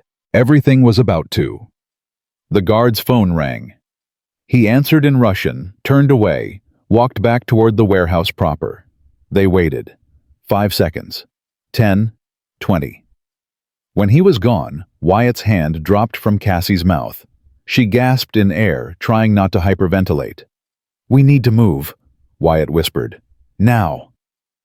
But before they could retreat to the tunnel, voices erupted from the warehouse. Loud, angry, multiple men. And one voice rose above the others. Trent Finch. I don't care what my father said, I want to know who's been asking questions. Someone in this town is feeding information to outsiders. And when I find out who... His son's here. Cassie breathed. Why is Trent here? Because he's part of the operation, Deacon said, still recording. Junior partner in Daddy's criminal enterprise. That's when everything went sideways. The door burst open. Not the guard. Someone else. A man in expensive tactical gear holding a tablet, his face tight with alarm. Mikhail, we have a breach. The tunnel access alarm just triggered. Oh God, the hatch. They'd left it open. Wyatt moved instantly. Go. Now. Back the way we came. They ran. No more silence. No more stealth. Just pure survival. Behind them shouts erupted, orders in Russian and English, the sound of weapons being readied. Cassie hit the ladder first, nearly fell climbing down in her panic. Her boots hit water and she was running splashing through the tunnel, Deacon right behind her, then Spectre. Wyatt came last, and she heard him doing something with the hatch. An explosion, small but contained. Collapsing the ladder access, buying them time. Move, he shouted, dropping into the water. They'll use the other entrance. What other entrance? Cassie gasped, running. The one Vostok built when he renovated. I saw it on the blueprints. He knows about these tunnels. He's been using them. They ran through darkness and water, the flashlight beam bouncing wildly. Behind them, new sounds, splashing voices, the unmistakable sound of pursuit. How many? Spectre asked, weapon ready. At least 4, maybe more. They reached a junction. 3 tunnels branching in different directions. Which way? Wyatt demanded. Cassie's mind raced. She was 12 again, following her father through these passages, laughing at the adventure of it all. Which tunnel led back to the original access point? Which led to dead ends? Left, she said. Left, then right at the next junction. They went left. The tunnel narrowed. The ceiling dropped. They had to crouch, then crawl. Behind them, their pursuers were closing distance. Then Cassie heard something that made her blood freeze. Barking. Dogs. They brought dogs, she whispered. Of course they did, Spectre muttered. Because this wasn't hard enough. The tunnel opened into a larger chamber, a junction point where multiple drains converged, water rushing from above, creating a churning pool in the center. Across. Wyatt pointed to another tunnel entrance on the far side. That should lead back to gunfire. The sound was deafening in the enclosed space, bullets ricocheting off concrete. Someone behind them had gotten close enough to take shots. Go! Wyatt pushed Cassie forward. Don't stop. She ran, splashed through the pool, made it to the far tunnel, looked back. Wyatt and Spectre had taken positions, returning fire, keeping their pursuers pinned while Deacon and Cassie escaped. We can't leave them, Cassie shouted. We're not leaving anyone. Deacon grabbed her arm. They're covering our retreat. That's what they do. Now move. Another burst of gunfire. Then Wyatt and Spectre were running, splashing through the pool while their pursuers tried to advance. They all made it to the tunnel. But barely. How far to the exit? Wyatt gasped. 50 yards. Maybe less. They ran. The barking was louder now. The dogs were gaining. And worse ahead, Cassie could hear something else. Voices. Coming from the direction of their escape route. They're flanking us, Spectre said. Smart. Vostok's people know these tunnels. We're trapped, Cassie realized. They're closing us in from both sides. Wyatt's jaw tightened. Then we fight our way out. 4 of us against how many of them? Doesn't matter. We don't have a choice. He looked at Deacon. Did you get enough footage? Everything. Multiple angles. Timestamps. This is prosecutable evidence. then that data needs to survive even if we don't. Upload it. Now. Every cloud service you can access. Make sure even if they kill us, Vostok goes down. Deacon's fingers moved across his keyboard. Uploading, but it'll take 2 minutes on this connection. Then we buy you 2 minutes. Wyatt looked at Spectre. Standard defensive formation, covering fire only. We're not trying to kill anyone. Speak for yourself, Spectre said, but his tone was light. Gallows humor in the face of death. The voices ahead were getting closer. Flashlight beams cut through the darkness. Behind them, the dogs were maybe 30 seconds away. Cassie pressed herself against the tunnel wall, trying to make herself small, trying not to think about what would happen if... Upload complete, Deacon said suddenly. Data is secure. Then we move. Wyatt grabbed Cassie's hand. When I say run, you run. Don't look back. Don't stop. Get to the surface and disappear. Understand? What about you? I'll be right behind you. He was lying. She could see it in his eyes. He was planning to hold position, to let himself get captured or killed while the rest of them escaped. No, she said firmly. We all get out or none of us do. Cassie, I mean it, Wyatt. You don't get to play hero and die in a tunnel. Not after everything. Her voice cracked. My father spent his life saving things. I'm not going to let you throw yours away. Something flickered in his expression. Surprise. Maybe respect. Okay, he said quietly. We all get out. Together. The flashlight beams ahead were almost on them. The dogs behind were close enough that Cassie could hear them breathing. Ready? Wyatt asked. Nobody answered. They just moved. What happened next lasted maybe 90 seconds, but felt like 90 years. They burst from the tunnel into the junction chamber, just as Vostok's people arrived from the other direction. 4 men. Armed. Professional. Wyatt fired first. Not to kill. To suppress. Bullets hitting concrete near their feet, forcing them to take cover. Spectre went right. Created a crossfire pattern that made their opponents think twice about advancing. And Cassie ran. Deacon pulling her along, heading for the original access tunnel, the one that would take them back to Main Street and safety. But then she heard a sound that stopped her heart. A yelp. Human. Pained. She turned. Wyatt was down. Not shot, but one of the dogs had reached him. A massive German shepherd trained to take down fleeing suspects. It had his arm in its jaws. And one of Vostok's men was approaching. Gun raised. Ready to end this. Cassie didn't think. She just moved. Ran back into the chamber. Shouted. Hey! Here I'm here. The dog's head swung toward her. Training overriding everything else. New target. New threat. It released Wyatt and came for her. Time slowed.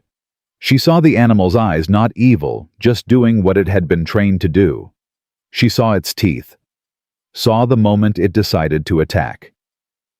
Then Wyatt was moving. Injured arm and all. He threw himself between Cassie and the dog.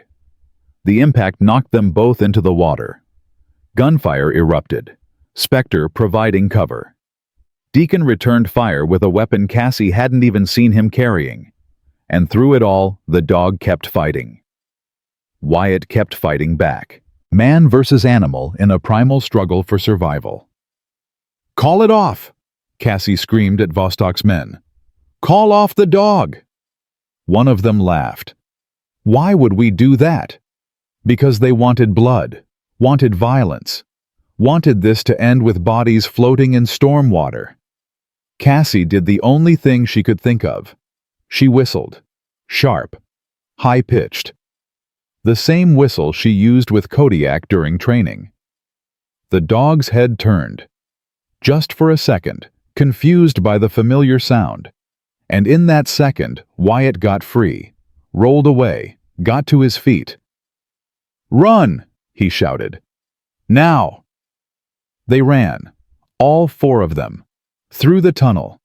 Behind them, the dogs were being held back, Now Vostok's men had seen that the situation was too chaotic, too dangerous with all the gunfire. Cassie's lungs burned, her legs screamed, but she kept moving. They burst out of the tunnel system through the original access point, into the storm, into the rain that felt like salvation. Sirens wailed in the distance.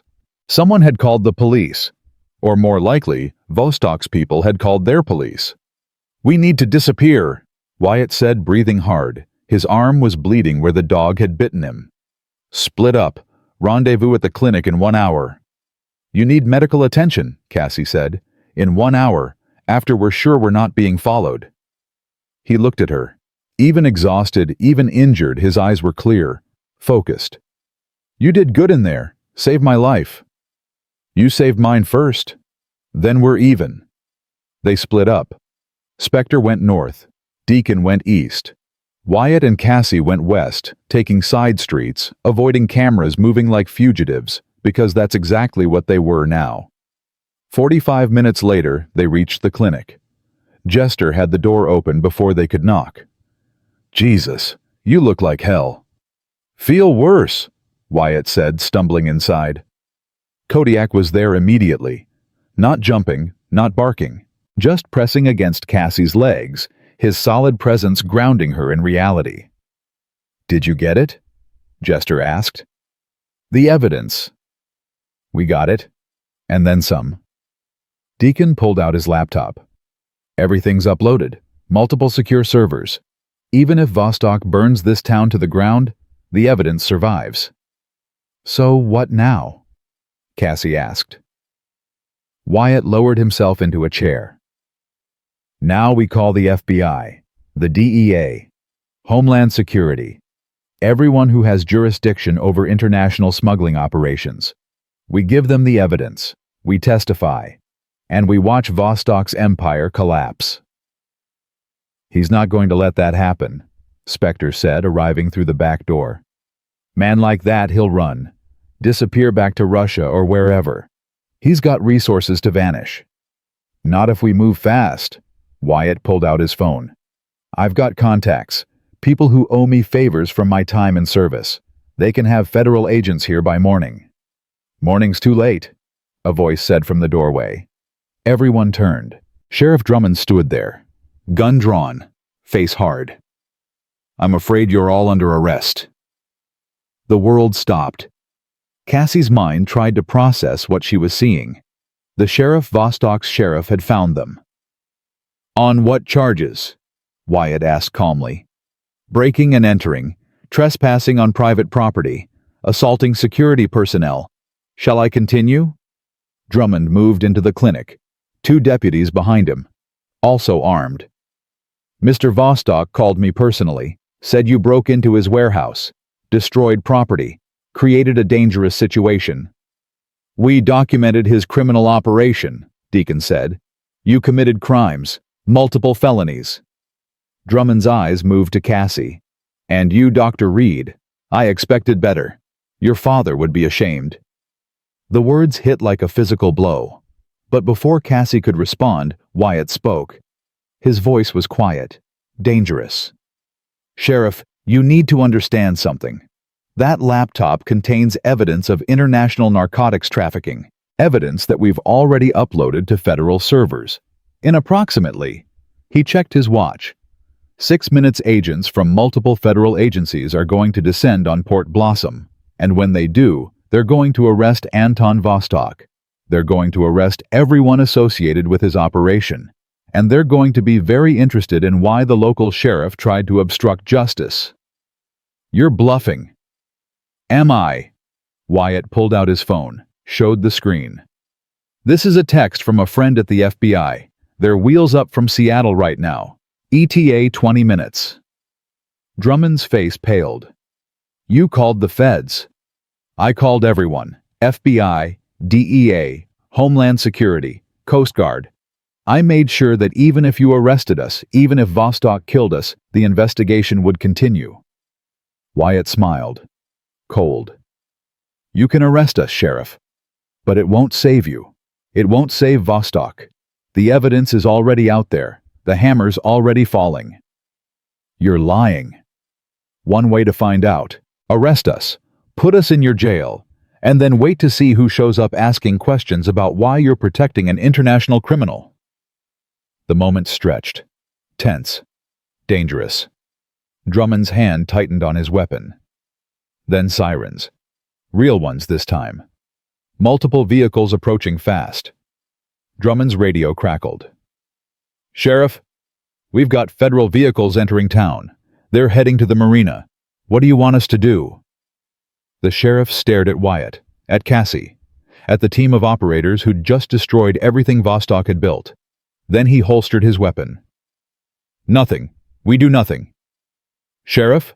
the deputy asked, confused. "You heard me. Stand down.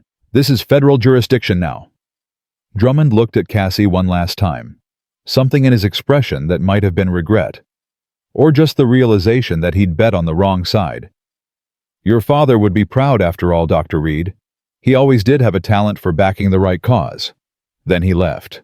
Deputies following, leaving Cassie and Wyatt and the team standing in the clinic trying to process the fact that they'd actually won. "Holy shit," Jester breathed. "Did that just happen?" "It just happened," Spectre confirmed. Cassie's legs gave out. She sat down hard on the floor, Kodiak immediately at her side. Wyatt knelt in front of her. "You okay?" "I don't know. Ask me in a few years." He smiled. Actually smiled. "Fair enough." Outside, the town was waking up to federal agents and search warrants, and the realization that their developer was a criminal mastermind.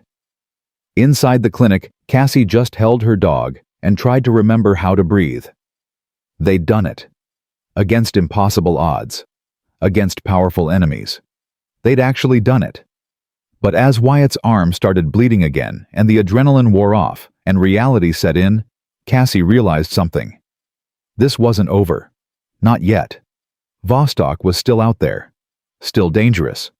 Still capable of anything. And morning was still hours away. The first federal agent arrived at 3 a.m. Special Agent Victoria Chen, FBI. Mid-40s, sharp eyes, the kind of person who'd seen enough corruption to recognize it instantly, but still believed justice mattered. She walked into Cassie's clinic like she owned it. 2 agents flanked her. Behind them, more vehicles were pulling up outside a convoy of alphabet agencies descending on Port Blossom like an invading force. "Dr. Reed," Chen extended her hand. "I understand you've had an eventful evening." Cassie shook it. Her hand was still trembling. "That's one way to put it." "And you must be Wyatt Nelson." Chen turned to Wyatt, who was letting Spectre bandage his arm. "Former Navy SEAL. Team 6, if my intel is correct. Honorable discharge 18 months ago. Currently unemployed and traveling." "Currently helping a friend," Wyatt corrected. "By breaking into a private facility and engaging in armed conflict with security personnel. By documenting evidence of international narcotics trafficking and money laundering." Chen studied him for a long moment. Then smiled. Barely. "I like you. But I'm still going to need statements from everyone. Detailed statements. Starting now." The next 3 hours were a blur of questions and coffee, and Cassie trying to remember every detail of the night. What they'd seen in the warehouse. The crates. The Cyrillic markings. Trent Finch's presence. The tunnel chase. Everything. Deacon handed over his laptop. The evidence they'd gathered. Timestamps and video and documentation that would hold up in court. Chen watched it all. Face impassive. When it finished, she looked up. "This is solid. Better than solid. This is prosecutable." She closed the laptop. Anton Vostok, or whatever his real name is going to spend the rest of his life in a federal prison, along with everyone who worked for him. "Including Sheriff Drummond?" Cassie asked. "Especially Sheriff Drummond. Obstruction of justice, conspiracy, corruption. We're building a case that'll make sure he never wears a badge again." Chen stood. "But here's the problem. Vostok knows we're here, knows his operation is compromised, and men like him don't stick around to face trial. You think he'll run? Wyatt said. I know he'll run. He's probably already packing. Has a contingency plan, fake passport, offshore accounts, a route out of the country that doesn't require commercial airlines. She moved to the window, looking out at the storm that was finally starting to break. We've got agents at his property, at the marina, at every road out of town. But if he's as good as his file suggests, he'll find a way through. Then we need to find him first. Chen turned back. Mr. Nelson, your part in this is over. You've provided evidence. You'll testify when we bring this to trial. But the actual arrest, that's federal jurisdiction, not vigilante justice. I'm not looking for vigilante justice. I'm looking to make sure a criminal doesn't escape. With all due respect, that's not your job anymore. Maybe not, but it's the job I'm good at. The tension in the room thickened. Chen and Wyatt locked eyes, neither backing down, both recognizing something in the other that demanded respect, even when they disagreed. Finally, Chen sighed. If I catch you interfering with a federal operation, I'll arrest you myself. Are we clear? Crystal. Good. She headed for the door, paused. Dr. Reed, you're safe now. Vostok can't touch you. His assets are frozen. His people are scattered. Whatever hold he had on this town is broken. What about the clinic? The inspection? The threats? All gone. The inspector was on Vostok's payroll. He's being arrested as we speak. The code violations were fabricated. Your property is secure. Your license is secure. Chen's expression softened slightly. You can go back to being a veterinarian, which from what I understand you're quite good at. After Chen left, Cassie stood in the middle of her clinic trying to process everything. It was over. Actually, over. Vostok was finished. The threats were gone. She could live her life. So why did it feel like something was still wrong? He's not going to let this go, she said quietly. Wyatt looked up from where Spectre was finishing the bandage on his arm. What? Vostok. He's not going to just run. Men like him, men who build empires on violence and fear, they don't accept defeat quietly. She turned to face him. He's going to come for us. One last time, before he disappears. The feds have him surrounded. Do they? Or do they have the places where they think he'll be? Cassie's mind was racing now, connecting pieces she'd been too exhausted to see before. Trent was at the warehouse tonight, but where's Vostok? Where's the father? Deacon pulled up his laptop, started typing. Security feeds from the marina property show. Nothing. No activity at Vostok's office in the past 3 hours. No movement at his residence. Because he's already gone, Spectre said. Probably left the moment he knew you'd breached his warehouse. Gone where? Jester asked. Somewhere he can regroup. Somewhere he can... Wyatt stopped. His face went pale. Oh, God. What? Cassie asked. We documented his operation. We have evidence that'll destroy everything he's built. But evidence is just data. It can be deleted, corrupted, lost. Wyatt grabbed his phone, started dialing. If Vostok can't escape, he'll try to eliminate the evidence, which means... He's coming here, Cassie finished. For Deacon's laptop. For the files. For us. The words had barely left her mouth when the lights went out. Complete darkness. The storm had knocked out power before, but this felt different. Deliberate. That's not the storm, Deacon said quietly. Someone cut the power. Wyatt moved immediately. Defensive positions. Jester, take the back entrance. Spectre the front. Deacon, get that laptop secured. Upload everything to a server off-site right now. Cassie. I'm not hiding. I wasn't going to suggest hiding. I was going to suggest getting Kodiak and staying in the center of the building where you're hardest to reach. Wyatt. Please, let me protect you. One more time. The vulnerability in his voice stopped her argument. She nodded, called Kodiak, moved to her office in the back, the most defensible position in the clinic. Through the windows she could see vehicles approaching. Not federal vehicles, black SUVs, moving fast. No headlights. Vostok's people, coming to finish what they'd started. "How many?" Wyatt asked, his voice barely a whisper. "I count 4 vehicles," Spectre reported from the front. "Maybe 12 to 15 men, all armed. Professional loadout." "Vostok's not messing around," Jester said. "This is an assault team." "Then we defend." Wyatt's voice was calm, too calm. The voice of someone who'd done this before in places far worse than a veterinary clinic in Washington. "Rules of engagement: we don't shoot unless they breach. We're not looking for a massacre, just buying time until Chen's people figure out what's happening.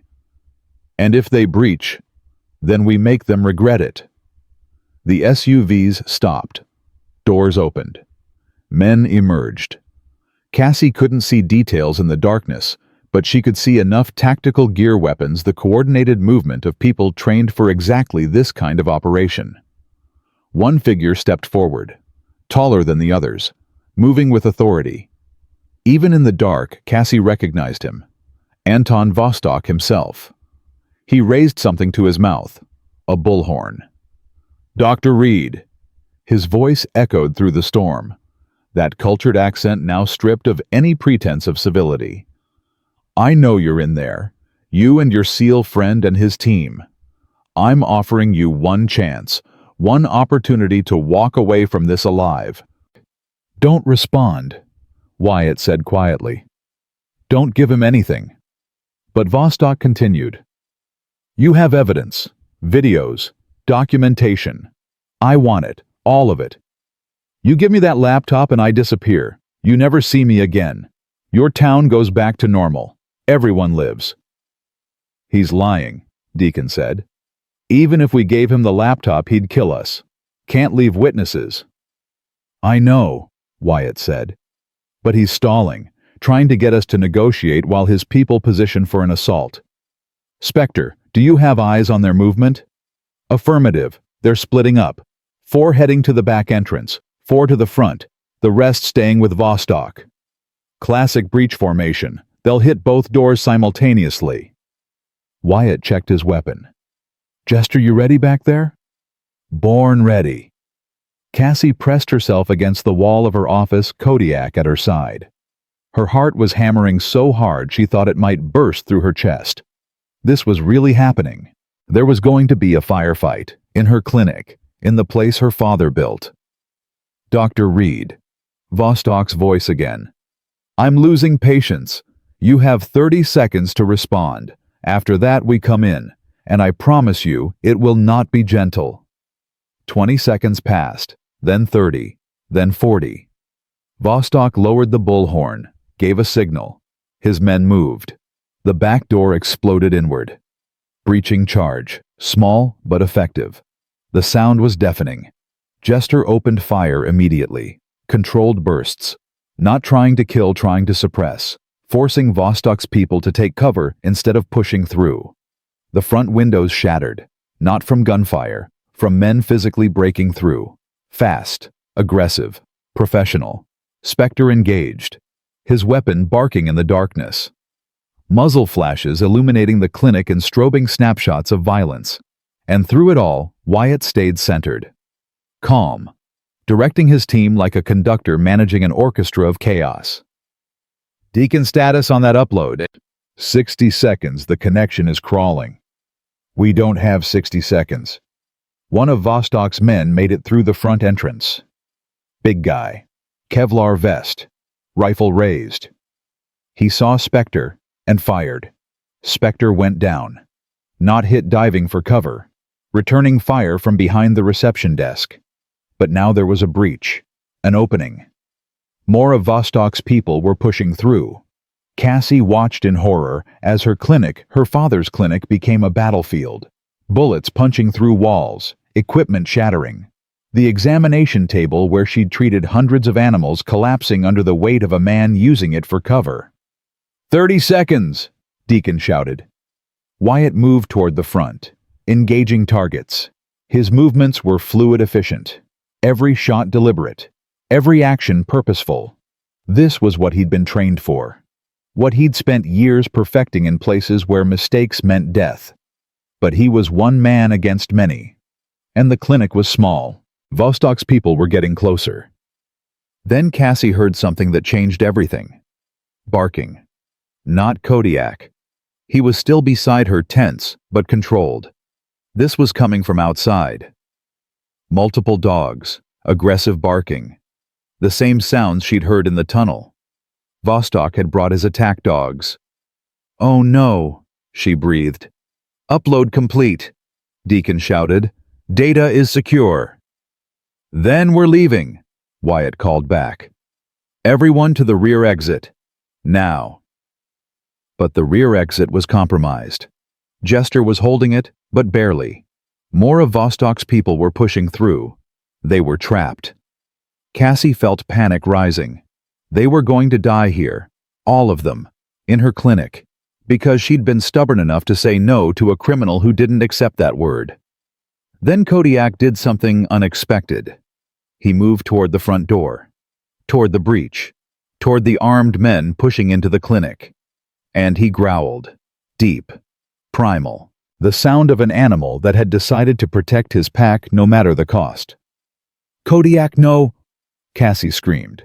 "Come back!" But he didn't come back. He advanced, 90 pounds of loyalty and courage putting himself between his person and danger. One of Vostok's men saw him, raised his weapon. Cassie moved without thinking, ran from her office, threw herself toward her dog. If he was going to die protecting her, she wasn't going to let him die alone. Time slowed. She saw the man's finger on the trigger, saw the weapon aimed at Kodiak, saw the moment death became inevitable. Then Wyatt was there, not shooting, not fighting, shielding. He put himself between Cassie and the gunman, between her and the bullet that was already coming. The shot fired. Wyatt jerked backward, hit, blood spreading across his shoulder, but he stayed standing, and he fired back. The gunman went down, not dead, hit in the leg, screaming, out of the fight. "Wyatt." Cassie caught him as he stumbled. "You're hit." "I'm fine. Get to cover, now." "You're bleeding." "I said I'm fine." But he wasn't fine. She could see it in his eyes, the pain, the realization that this wound was serious. Spectre appeared beside them. "I've got him. Get the dog and move." Cassie grabbed Kodiak's collar, pulled him back toward her office. Her hands were shaking. Her whole body was shaking. This was supposed to be over. The evidence was uploaded. The feds were in town. Justice was supposed to win, but justice was losing, right here, right now. Then she heard something that changed everything. Sirens. Real ones. Close ones. Getting closer. Through the broken windows, she saw vehicles approaching. Federal vehicles. Agent Chen's convoy. Someone had heard the gunfire, called it in, brought the cavalry. Vostok's men heard it too. Their assault faltered, confusion spreading through their ranks. And Vostok himself, standing outside watching his operation collapse in real time, made a decision. He ran, not toward the clinic, away from it, back to one of the SUVs. "He's rabbiting," Jester shouted. "Someone stop him!" But they couldn't. They were pinned down, defending, surviving. Vostok's SUV roared to life, tires spinning, heading toward the waterfront, toward the marina, toward whatever escape route he'd prepared. Agent Chen's vehicles arrived at the clinic. Agents poured out. Professional, armed, ready for exactly this kind of situation. But they were 30 seconds too late. Vostok was already gone. Chen burst through the front door, weapon ready, taking in the scene, the shattered clinic, the wounded men, the team of operators who'd just fought off an assault. "What the hell happened here?" "Vostok," Wyatt said, still bleeding but standing. "He came for the evidence. We held him off, but he's running, heading toward the marina. We've got agents there. He'll have a boat, something fast, something that can get him to international waters before you can intercept." Wyatt winced, hand pressed to his wounded shoulder. "You need to move now, right now, or he's gone." Chen was already on her radio, barking orders. coordinating a pursuit. But Cassie could see it in her face. The realization that Vostok had outplayed them, that all the evidence in the world didn't matter if the criminal escaped. "I'm going after him," Wyatt said. "Like hell you are," Spectre countered. "You're bleeding. You need medical attention." "I need to finish this." "Wyatt." Cassie grabbed his good arm. "You can't. You're hurt. You've done enough." He looked at her. Those gray-blue eyes that had seen so much death and still chose to fight anyway. "I let one criminal escape once, let a village get destroyed because I followed orders instead of doing what was right. I won't make that mistake again. This isn't Afghanistan. This isn't your mission anymore." "Yes, it is. It's always been my mission, to stand up when no one else will, to fight when fighting seems impossible." He touched her face gently. "Your father spent his life healing. Let me finish what he started by stopping someone who causes pain." Tears filled Cassie's eyes. "You could die. Maybe. But I'd rather die doing something that matters than live knowing I let evil win." He pulled away, headed for the door. Spectre followed. So did Jester. So did Deacon. The team moving as one. Brothers, family. Bound by something stronger than orders or duty. Bound by choice. Agent Chen tried to stop them. "You're civilians now. You have no authority." "We don't need authority," Wyatt said. "We just need to be faster than Vostok's boat." Then they were gone, disappearing into what remained of the storm. Cassie stood in her destroyed clinic Kodiak at her side watching them go, and praying that she hadn't just seen Wyatt Nelson alive for the last time. The federal agents who stayed behind tried to take statements, tried to secure the scene, tried to do their jobs. But Cassie couldn't focus, couldn't think about anything except 4 men racing toward the waterfront to stop a criminal who would kill them without hesitation. 20 minutes passed, then 30, then 40. Her phone rang. Unknown number. She answered. "Hello." "Dr. Reed." Vostok's voice. Calm. Almost amused. "Your SEAL friend is very persistent. He's currently chasing my boat in a vessel he borrowed from the harbor. Very dramatic. Very futile. What do you want?"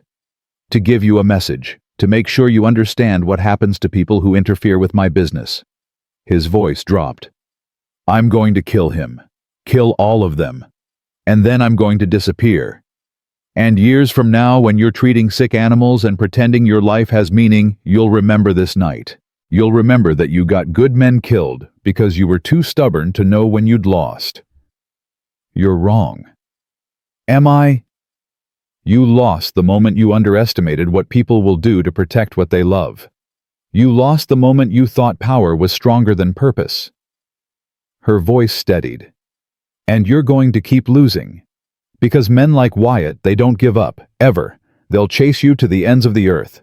And when they catch you, and they will catch you, you're going to wish you'd faced American justice instead." Silence on the other end. Then Vostok laughed. Cold. Bitter. "We'll see, Dr. Reed. We'll see." The line went dead. Cassie stood there, phone in hand, trying to believe her own words. Trying to believe that somehow, against impossible odds, Wyatt would survive. That justice would win. That this nightmare would finally end. Outside, the storm was breaking. The first hints of dawn touched the horizon. A new day was coming, but whether it would bring victory or tragedy, no one knew yet. And that uncertainty, that terrible, beautiful uncertainty, was the hardest thing Cassie had ever faced. She looked down at Kodiak, at her loyal companion who'd been willing to die for her, at the dog her father had trained, at the living reminder that some things were worth fighting for no matter the cost. "Come on, buddy," she whispered. "Let's go find them." Agent Chen tried to stop her. "Dr. Reed, you need to stay here. Give your statement. Let us handle this." With all due respect, Agent Chen, that man saved my life, multiple times. I'm not going to sit here while he risks his to save mine again. Cassie moved toward the door. You can arrest me later. Right now, I'm going to the marina. Dr. Reed. But Cassie was already gone, running through the breaking dawn, Kodiak at her side, running toward the sound of distant engines, running toward whatever ending this story was building toward, running because standing still had never been an option. Not for her father, not for Wyatt, not for anyone who'd ever decided that protecting others mattered more than protecting themselves. The marina was chaos when she arrived. Federal agents everywhere, boats in the water, searchlights cutting through the dawn. And there in the distance, two vessels racing toward the horizon. One large, powerful, Vostok's escape boat. One smaller, faster, gaining ground. Wyatt's team. Cassie stood on the dock watching, praying, hoping. The smaller boat was closing distance, getting closer, almost alongside Vostok now. Then she saw something that made her heart stop. Muzzle flashes, gunfire. The two boats exchanging fire at close range while racing through rough water at dangerous speeds. Someone was going to die out there. The question was, who? And Cassie realized she couldn't just watch. Couldn't just wait. Couldn't be passive while the people she cared about risked everything. She'd spent 3 years being passive, being scared, letting the world push her around while she tried to protect her father's legacy by hiding behind it. But that wasn't protecting anything. That was just surviving. And surviving wasn't the same as living. Her father had taught her that. Wyatt had shown her that. Now it was time to prove she'd learned the lesson. "Agent Chen," she called. Chen appeared beside her. "What? You have boats here, fast ones, Coast Guard response vessels." "Yes, why?" "Because Wyatt's team is going to catch Vostok. They're going to stop him, but they're going to need backup." Cassie looked directly at Chen. "And I know exactly how Vostok thinks. How men like him operate. Because I spent 6 months studying him, learning him, trying to understand how to beat him. You're not trained for..." Neither was Wyatt when he decided to help me. But he learned. He adapted. Cassie's voice was firm now, certain. "I'm going out there, with you or without you, because those men are fighting for my town, and I'll be damned if I let them fight alone." Chen studied her for a long moment, then nodded. "Get in the boat." They launched 2 minutes later. Fast response vessel, Coast Guard pilot, Agent Chen, Cassie, Kodiak, racing toward the gunfight unfolding on the water, racing toward an ending that no one could predict, racing toward the moment that would define everything that came after.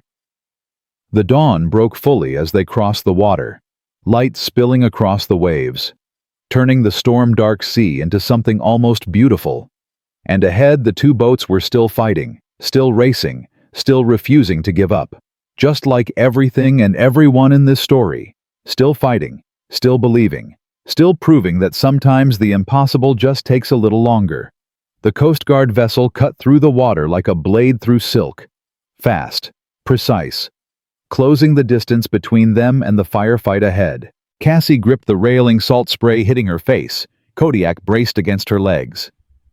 Through the dawn light, she could see both boats clearly now. Vostok's yacht, sleek, powerful, built for speed and luxury. And the smaller fishing vessel Wyatt's team had commandeered, old weathered, but handled by men who understood how to push machinery beyond its limits. Gunfire cracked across the water. Muzzle flashes from both boats. The smaller vessel was alongside Vostok's yacht, now close enough that Cassie could see figures moving on both decks. "They're attempting to board," Chen said, binoculars raised. "That's insane. At these speeds, one wrong move..." "They don't make wrong moves," Cassie said quietly. "That's why they're still alive." But even as she said it, she saw something that made her stomach drop. The smaller boat lurched. Engine trouble. Smoke pouring from somewhere below deck. It was losing speed, falling behind. and Vostok's yacht was pulling away. "No," Cassie breathed. "No, no, no." Chen was already on the radio. "All units, target vessel is escaping. Repeat, target is escaping. We need immediate intercept." But the other response boats were too far out. Only Chen's vessel was close enough to matter. "Can we catch him?" Cassie asked the pilot. "Maybe, if we push the engines past safety limits." The young Coast Guard officer looked at Chen. "Ma'am?" "Do it," Chen said without hesitation. Nobody told Vostok he could leave. The engines roared. The vessel surged forward. Cassie had to grab Kodiak to keep him from sliding across the deck. They were closing distance. Fast. The gap between them and Vostok's yacht shrinking with every second. But ahead, Wyatt's disabled boat was drifting, dead in the water. And Cassie could see figures on deck, her SEAL team weapons raised, watching helplessly as their target escaped. No, not helplessly. Wyatt was moving. Even wounded, even on a dying boat, he was moving toward the bow, preparing for something. "What's he doing?" Chen asked. Cassie knew. Somehow she knew. "He's going to jump." Jump at these speeds, that's suicide. That's commitment. And then Wyatt did it. As Chen's vessel came alongside the fishing boat, Wyatt didn't wait for a rescue. He didn't wait for backup. He jumped. Launched himself from the disabled boat toward the Coast Guard vessel. A gap of maybe 15 feet, over churning water, at speeds that would kill him if he miscalculated. He didn't miscalculate. His hands caught the railing. His body slammed against the hull. For a terrible moment, Cassie thought he'd lost his grip. Then Spectre and Jester were there, hands reaching, pulling him aboard. Wyatt collapsed on the deck, breathing hard, blood still seeping from his shoulder wound, but his eyes were clear, focused. "Don't slow down," he gasped. "Don't let him get away." "You need medical attention," Chen said. "I need to finish this." Wyatt pulled himself upright, looked at Cassie. Something passed between them in that look. Recognition. Understanding. The acknowledgement that some things mattered more than safety. "I'm coming with you," Cassie said. "Cassie, don't argue. You don't have time." She moved closer.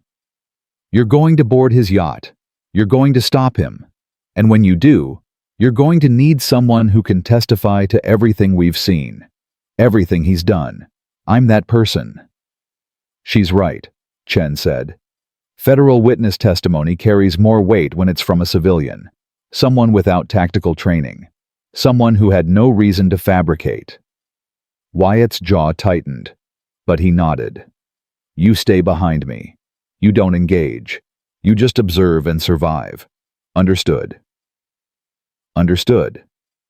They were almost on Vostok's yacht now, close enough to see details, close enough to see armed men on the deck, close enough to see Vostok himself at the controls pushing his vessel toward international waters and freedom. "He's got security," Spectre observed. "At least 4 men, maybe more below deck." "We've handled worse odds," Jester said. "Not while bleeding from gunshot wounds." "Guess we'll have to be more creative then." Chen raised her weapon. "Federal agents, cut your engines. You're under arrest." Vostok's response was immediate. His security team opened fire. Bullets pinged off the Coast Guard vessel's hull. Everyone dove for cover. Kodiak pressed flat against the deck, trained well enough to know that loud noises and flying metal meant danger. "Return fire," Chen ordered. "Disable their engines." The firefight erupted in earnest. Federal agents versus Russian security. Clean versus corrupt. Justice versus escape. But Vostok's yacht was still pulling away. Not fast enough to lose them completely, but fast enough to buy time.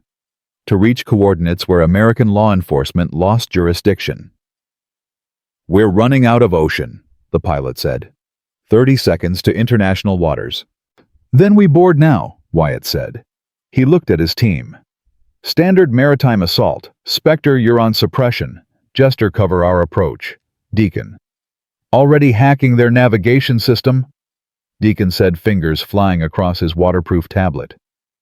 If I can crash their GPS, they won't know when they've crossed into international waters. Might buy us extra time. Do it!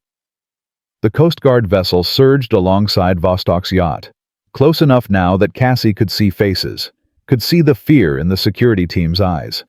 They were criminals, yes, but they weren't suicidal, and going up against a wounded SEAL team that refused to quit was starting to look like suicide. Wyatt moved to the railing, preparing to jump again, this time onto a hostile vessel, this time into direct combat. Cassie grabbed his arm. "Wyatt, be careful." He smiled, actually smiled. Careful's never been my strong suit. Then he was gone, launching himself across the gap, landing on Vostok's deck, rolling, coming up with his weapon raised. Spectre followed, then Jester. And before anyone could stop her, Cassie jumped too. The gap between vessels seemed enormous mid-flight. The churning water below seemed hungry. For a terrible moment, she thought she'd miscalculated, that her civilian body couldn't make a jump trained operators barely managed.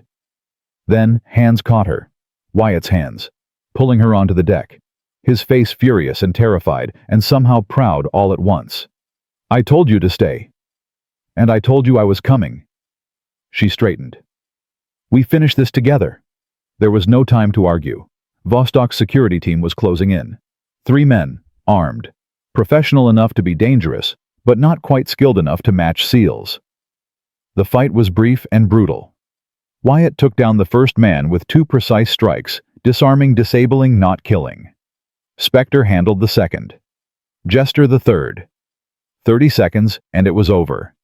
Which left only Vostok. He'd abandoned the controls when his security fell. Now he stood at the stern, one hand on the railing, the other holding something small and dark. A detonator. "That's far enough," he said calmly. "One more step, and I blow the charges I place throughout this vessel. We all die. Together. In the water." "You're bluffing," Wyatt said. "Am I? I'm a man who's lost everything. My operation, my freedom, my future. What do I have left to lose?" Vostok's finger hovered over the trigger. "You think you've won. You think justice prevails, but all you've done is force my hand, made me choose between capture and death, and I choose death, for all of us." Cassie felt her blood run cold. He meant it. She could see it in his eyes, the acceptance, the resignation, the terrible certainty that if he couldn't escape, he'd take them with him. "Wait," she said, stepping forward. "Cassie, don't—" Wyatt tried to pull her back, but she kept moving, kept walking toward a man holding death in his hand. "You're Anton Vostok," she said quietly.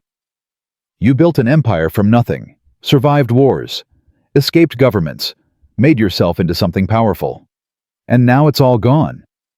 Is it, or is this just another chapter?" She was close enough now to see the lines on his face, the exhaustion, the weight of decades spent building and protecting and ultimately losing. "You've reinvented yourself before, changed names, changed countries. You could do it again. Not from a federal prison. Maybe not, but from a grave, you definitely can't." She gestured to the detonator. "If you kill us, you become a footnote, a criminal who died rather than face trial, forgotten within a generation. But if you live, if you testify, if you cooperate, you become something else. Someone who chose redemption over revenge." Vostok laughed, bitter, broken. "You think I want redemption. I think you want to matter, to be remembered as something more than a monster." Cassie's voice softened. "My father treated animals nobody else would touch, strays, injured, dangerous. People said he was wasting his time, that some creatures were beyond saving. But he believed everyone deserved a chance, even the broken ones. I'm not an animal. No, you're worse. You're a man who chose to cause pain, but you're also a man who can choose to stop, to help authorities dismantle the networks you built, to save lives by ending operations you started." She took another step. "Give me the detonator. Face trial. And maybe, just maybe, the story people tell about Anton Vostok won't be about how he died. It'll be about how he finally did one right thing. The moment stretched. Tension so thick, Cassie could barely breathe. Vostok's finger was still on the trigger. One twitch, and they'd all die. Then something changed in his expression. Not hope. Not redemption.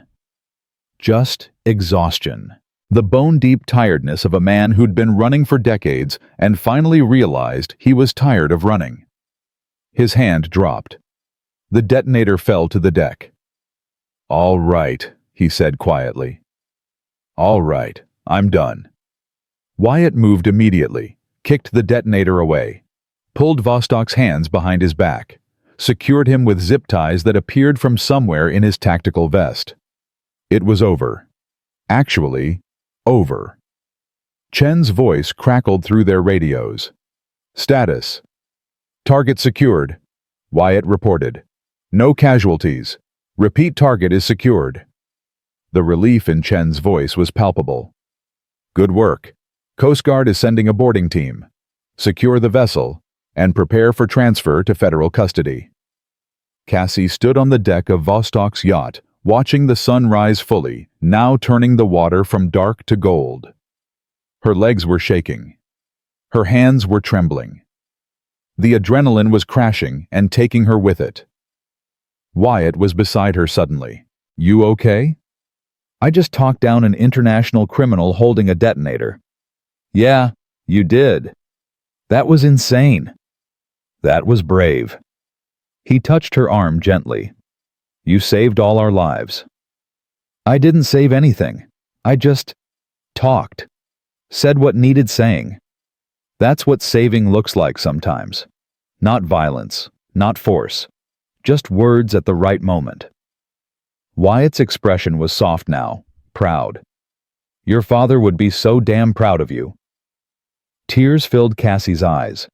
She'd been holding them back for hours, days maybe. But now they came. Not from fear, from release, from the realization that it was finally actually over. Wyatt pulled her close. Let her cry against his good shoulder while the sun rose and federal agents swarmed the yacht, and Anton Vostok sat quietly accepting his fate. When Cassie finally pulled back, she saw Spectre grinning at them. "You two done having your moment, because we've got about 15 different agencies wanting statements." "Let them wait," Wyatt said. "We've earned 5 minutes." Those 5 minutes turned into 6 hours of debriefing, back on shore, at a federal facility. Statement after statement, detail after detail. Every second of the past week documented and verified and entered into evidence that would send Vostok away forever. By the time they finished, it was early afternoon. The sun was high. Port Blossom looked different in daylight. Cleaner. Safer. Like a town that had just excised a cancer and was learning to breathe again. Cassie walked back to her clinic with Wyatt beside her. His arm was properly bandaged now. Doctors had insisted on treating him before he gave his statement. He'd argued. Lost. Got treated anyway.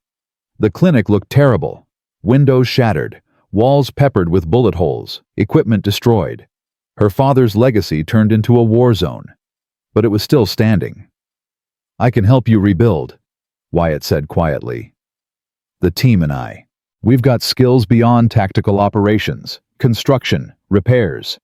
We could have this place looking better than new in a week." "You don't have to do that." "I want to." "Why?" He looked at her directly. "Because I came to Port Blossom looking for a reason to keep living, and I found one. In you. In this town. In the proof that standing up actually matters." He paused. "I'd like to stick around, if that's okay." Cassie's heart did something complicated. "Stick around how long?" "That depends." "On what?" "On whether you need a general handyman, someone who's good at fixing things and protecting what matters." She studied his face, saw the hope there, the vulnerability. This man who'd faced down criminals and warlords was terrified of her answer. I think I could use someone like that, she said softly. Someone stubborn enough to say no to impossible odds.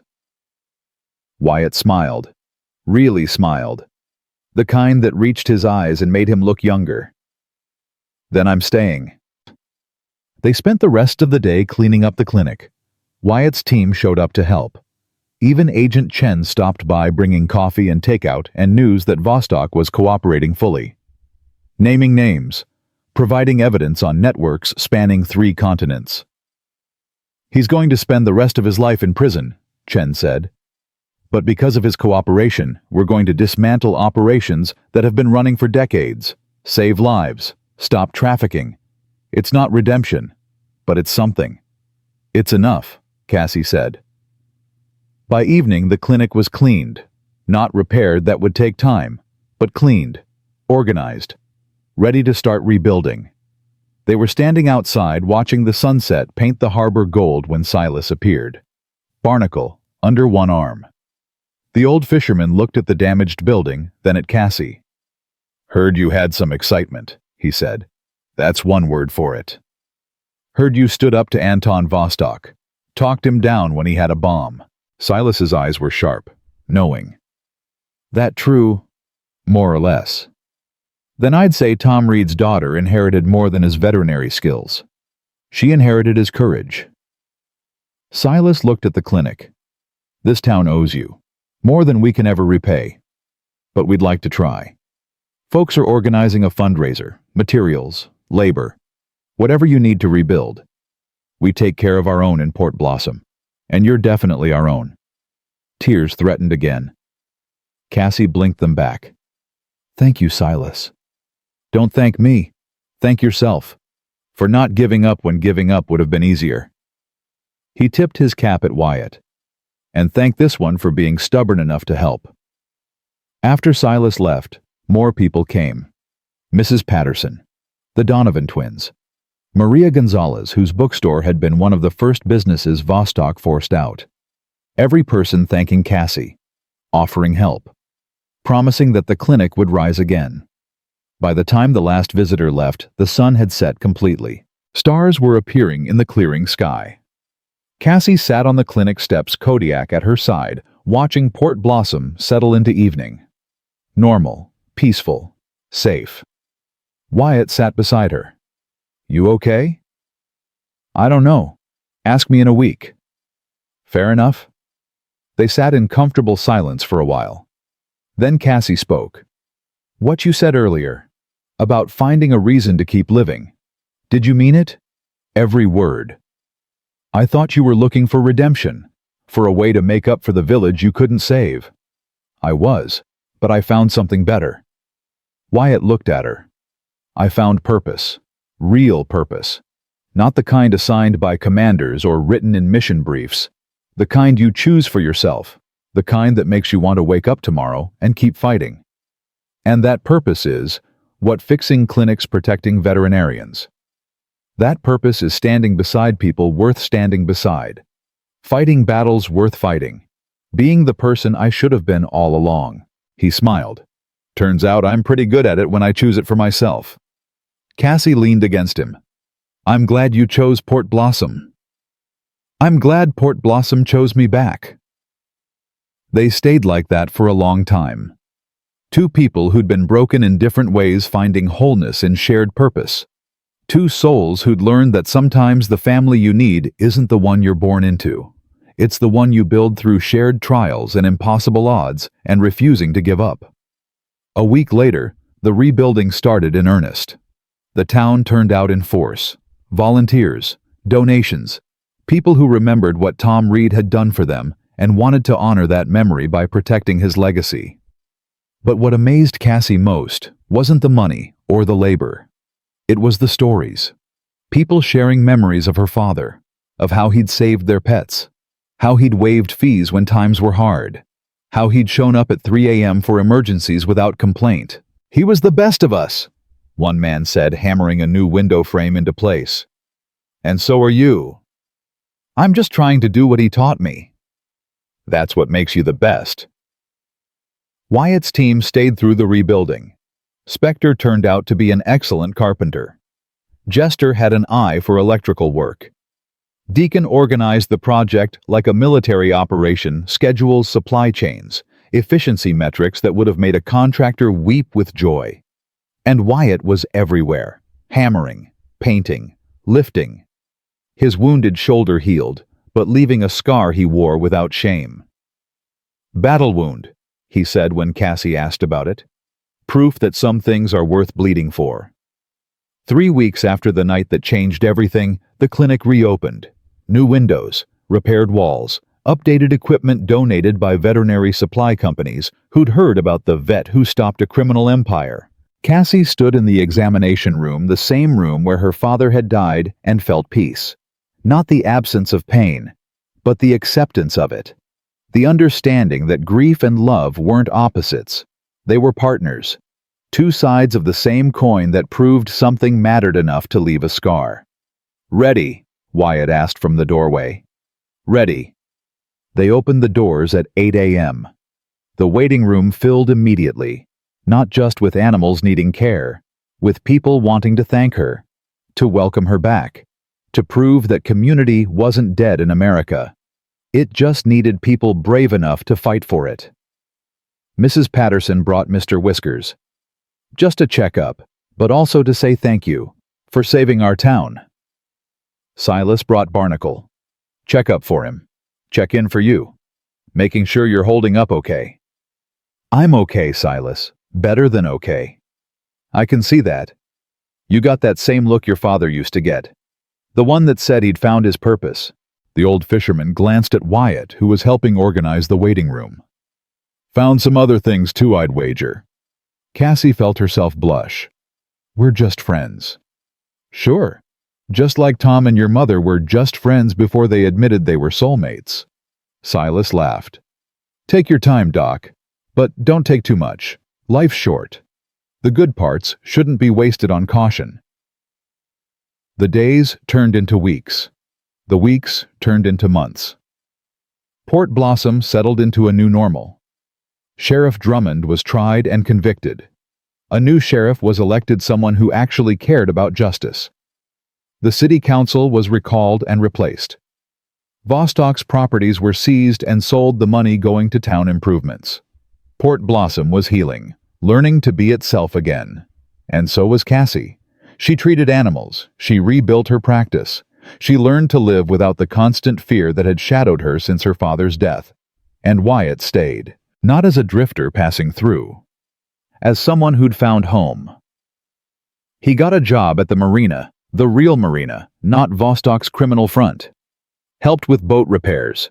Taught sailing classes to kids who needed positive male role models. Showed up at the clinic every day to help with whatever needed helping. And every evening, they'd sit on the clinic steps with Kodiak between them, watching the sunset, talking about everything and nothing. "I've been thinking," Wyatt said one evening 6 months after the night that changed everything. Dangerous habit. Funny. He was quiet for a moment. "I've been thinking about what Silas said. About purpose. About finding the thing worth fighting for. And I found it." He looked at her. "You. This town. This life where I actually matter for reasons that aren't written in classified files. I don't want to lose that." "You won't." "How do you know?" "Because I don't want to lose it either." Cassie took his hand. "I spent 3 years afraid of everything, afraid of change, afraid of loss, afraid of living because living meant risking pain. But you taught me something important." "What's that?" "That fear is just love protecting itself. And if I'm too afraid to love because I might lose it, then I've already lost. I've let fear win." She squeezed his hand. "I don't want fear to win anymore." Wyatt smiled, pulled her closer. "Then we don't let it." They stayed like that as the stars came out, as Port Blossom settled into night, as Kodiak dozed between them, content in the knowledge that his people were safe. And somewhere in the universe, Tom Reed was smiling, proud of his daughter, proud of the man who'd chosen to stand beside her, proud of a town that had learned to fight for what mattered. The clinic would continue. The town would thrive. The story would become legend passed down through generations as proof that standing up to evil wasn't naive. It was necessary, and Cassie Reed, the veterinarian, who'd refused to quit, would keep treating animals and helping people and proving every day that her father's legacy wasn't just a building or a practice. It was a choice. To show compassion when compassion was hard, to stand up when standing was dangerous, to love without guarantee of safety. That was the legacy Tom Reed had built. And that was the legacy his daughter would carry forward. Not alone. Never alone again. But surrounded by people who'd learned that family isn't just blood. It's choice. It's the people who show up when showing up costs something. It's the strangers who become brothers through shared trials. It's the town that rallies around you when you're too tired to stand alone. It's the Navy SEAL who chose to save a veterinarian and found himself saved in return. It's the dog who loved without condition. It's the community that remembered what really mattered. And on a cool evening in Port Blossom, Washington, with stars overhead and hope ahead, Cassie Reed finally understood what her father had known all along. God doesn't always send angels with wings. Sometimes he sends them with uniforms. Sometimes he sends them with paws. Sometimes he sends them as everyday people who choose extraordinary courage. And sometimes, if you're very lucky, he sends them all at once, arriving exactly when you need them most. Staying exactly as long as it takes, and proving that miracles aren't divine intervention from above. They're human determination from within. They're the choice to stand when falling would be easier. They're the decision to love when loss feels inevitable. They're the courage to believe that one person can make a difference even when the world says otherwise. Cassie Reed had learned that lesson, had lived it, had proven it, and now, sitting on the steps of her father's clinic with the man who'd taught her to fight and the dog who'd taught her to love, she understood the final truth. Victory isn't winning without scars. It's choosing to keep fighting despite them. It's finding purpose in pain. It's building family from strangers. It's creating home from rubble. And that night, as Port Blossom slept peacefully for the first time in months, Cassie Reed closed her eyes and thanked God for broken soldiers and loyal dogs and small towns that refused to quit. For second chances and new beginnings, and the proof that standing up for what's right isn't just possible. It's essential. It's necessary. It's the only thing that ever really saves us in the end.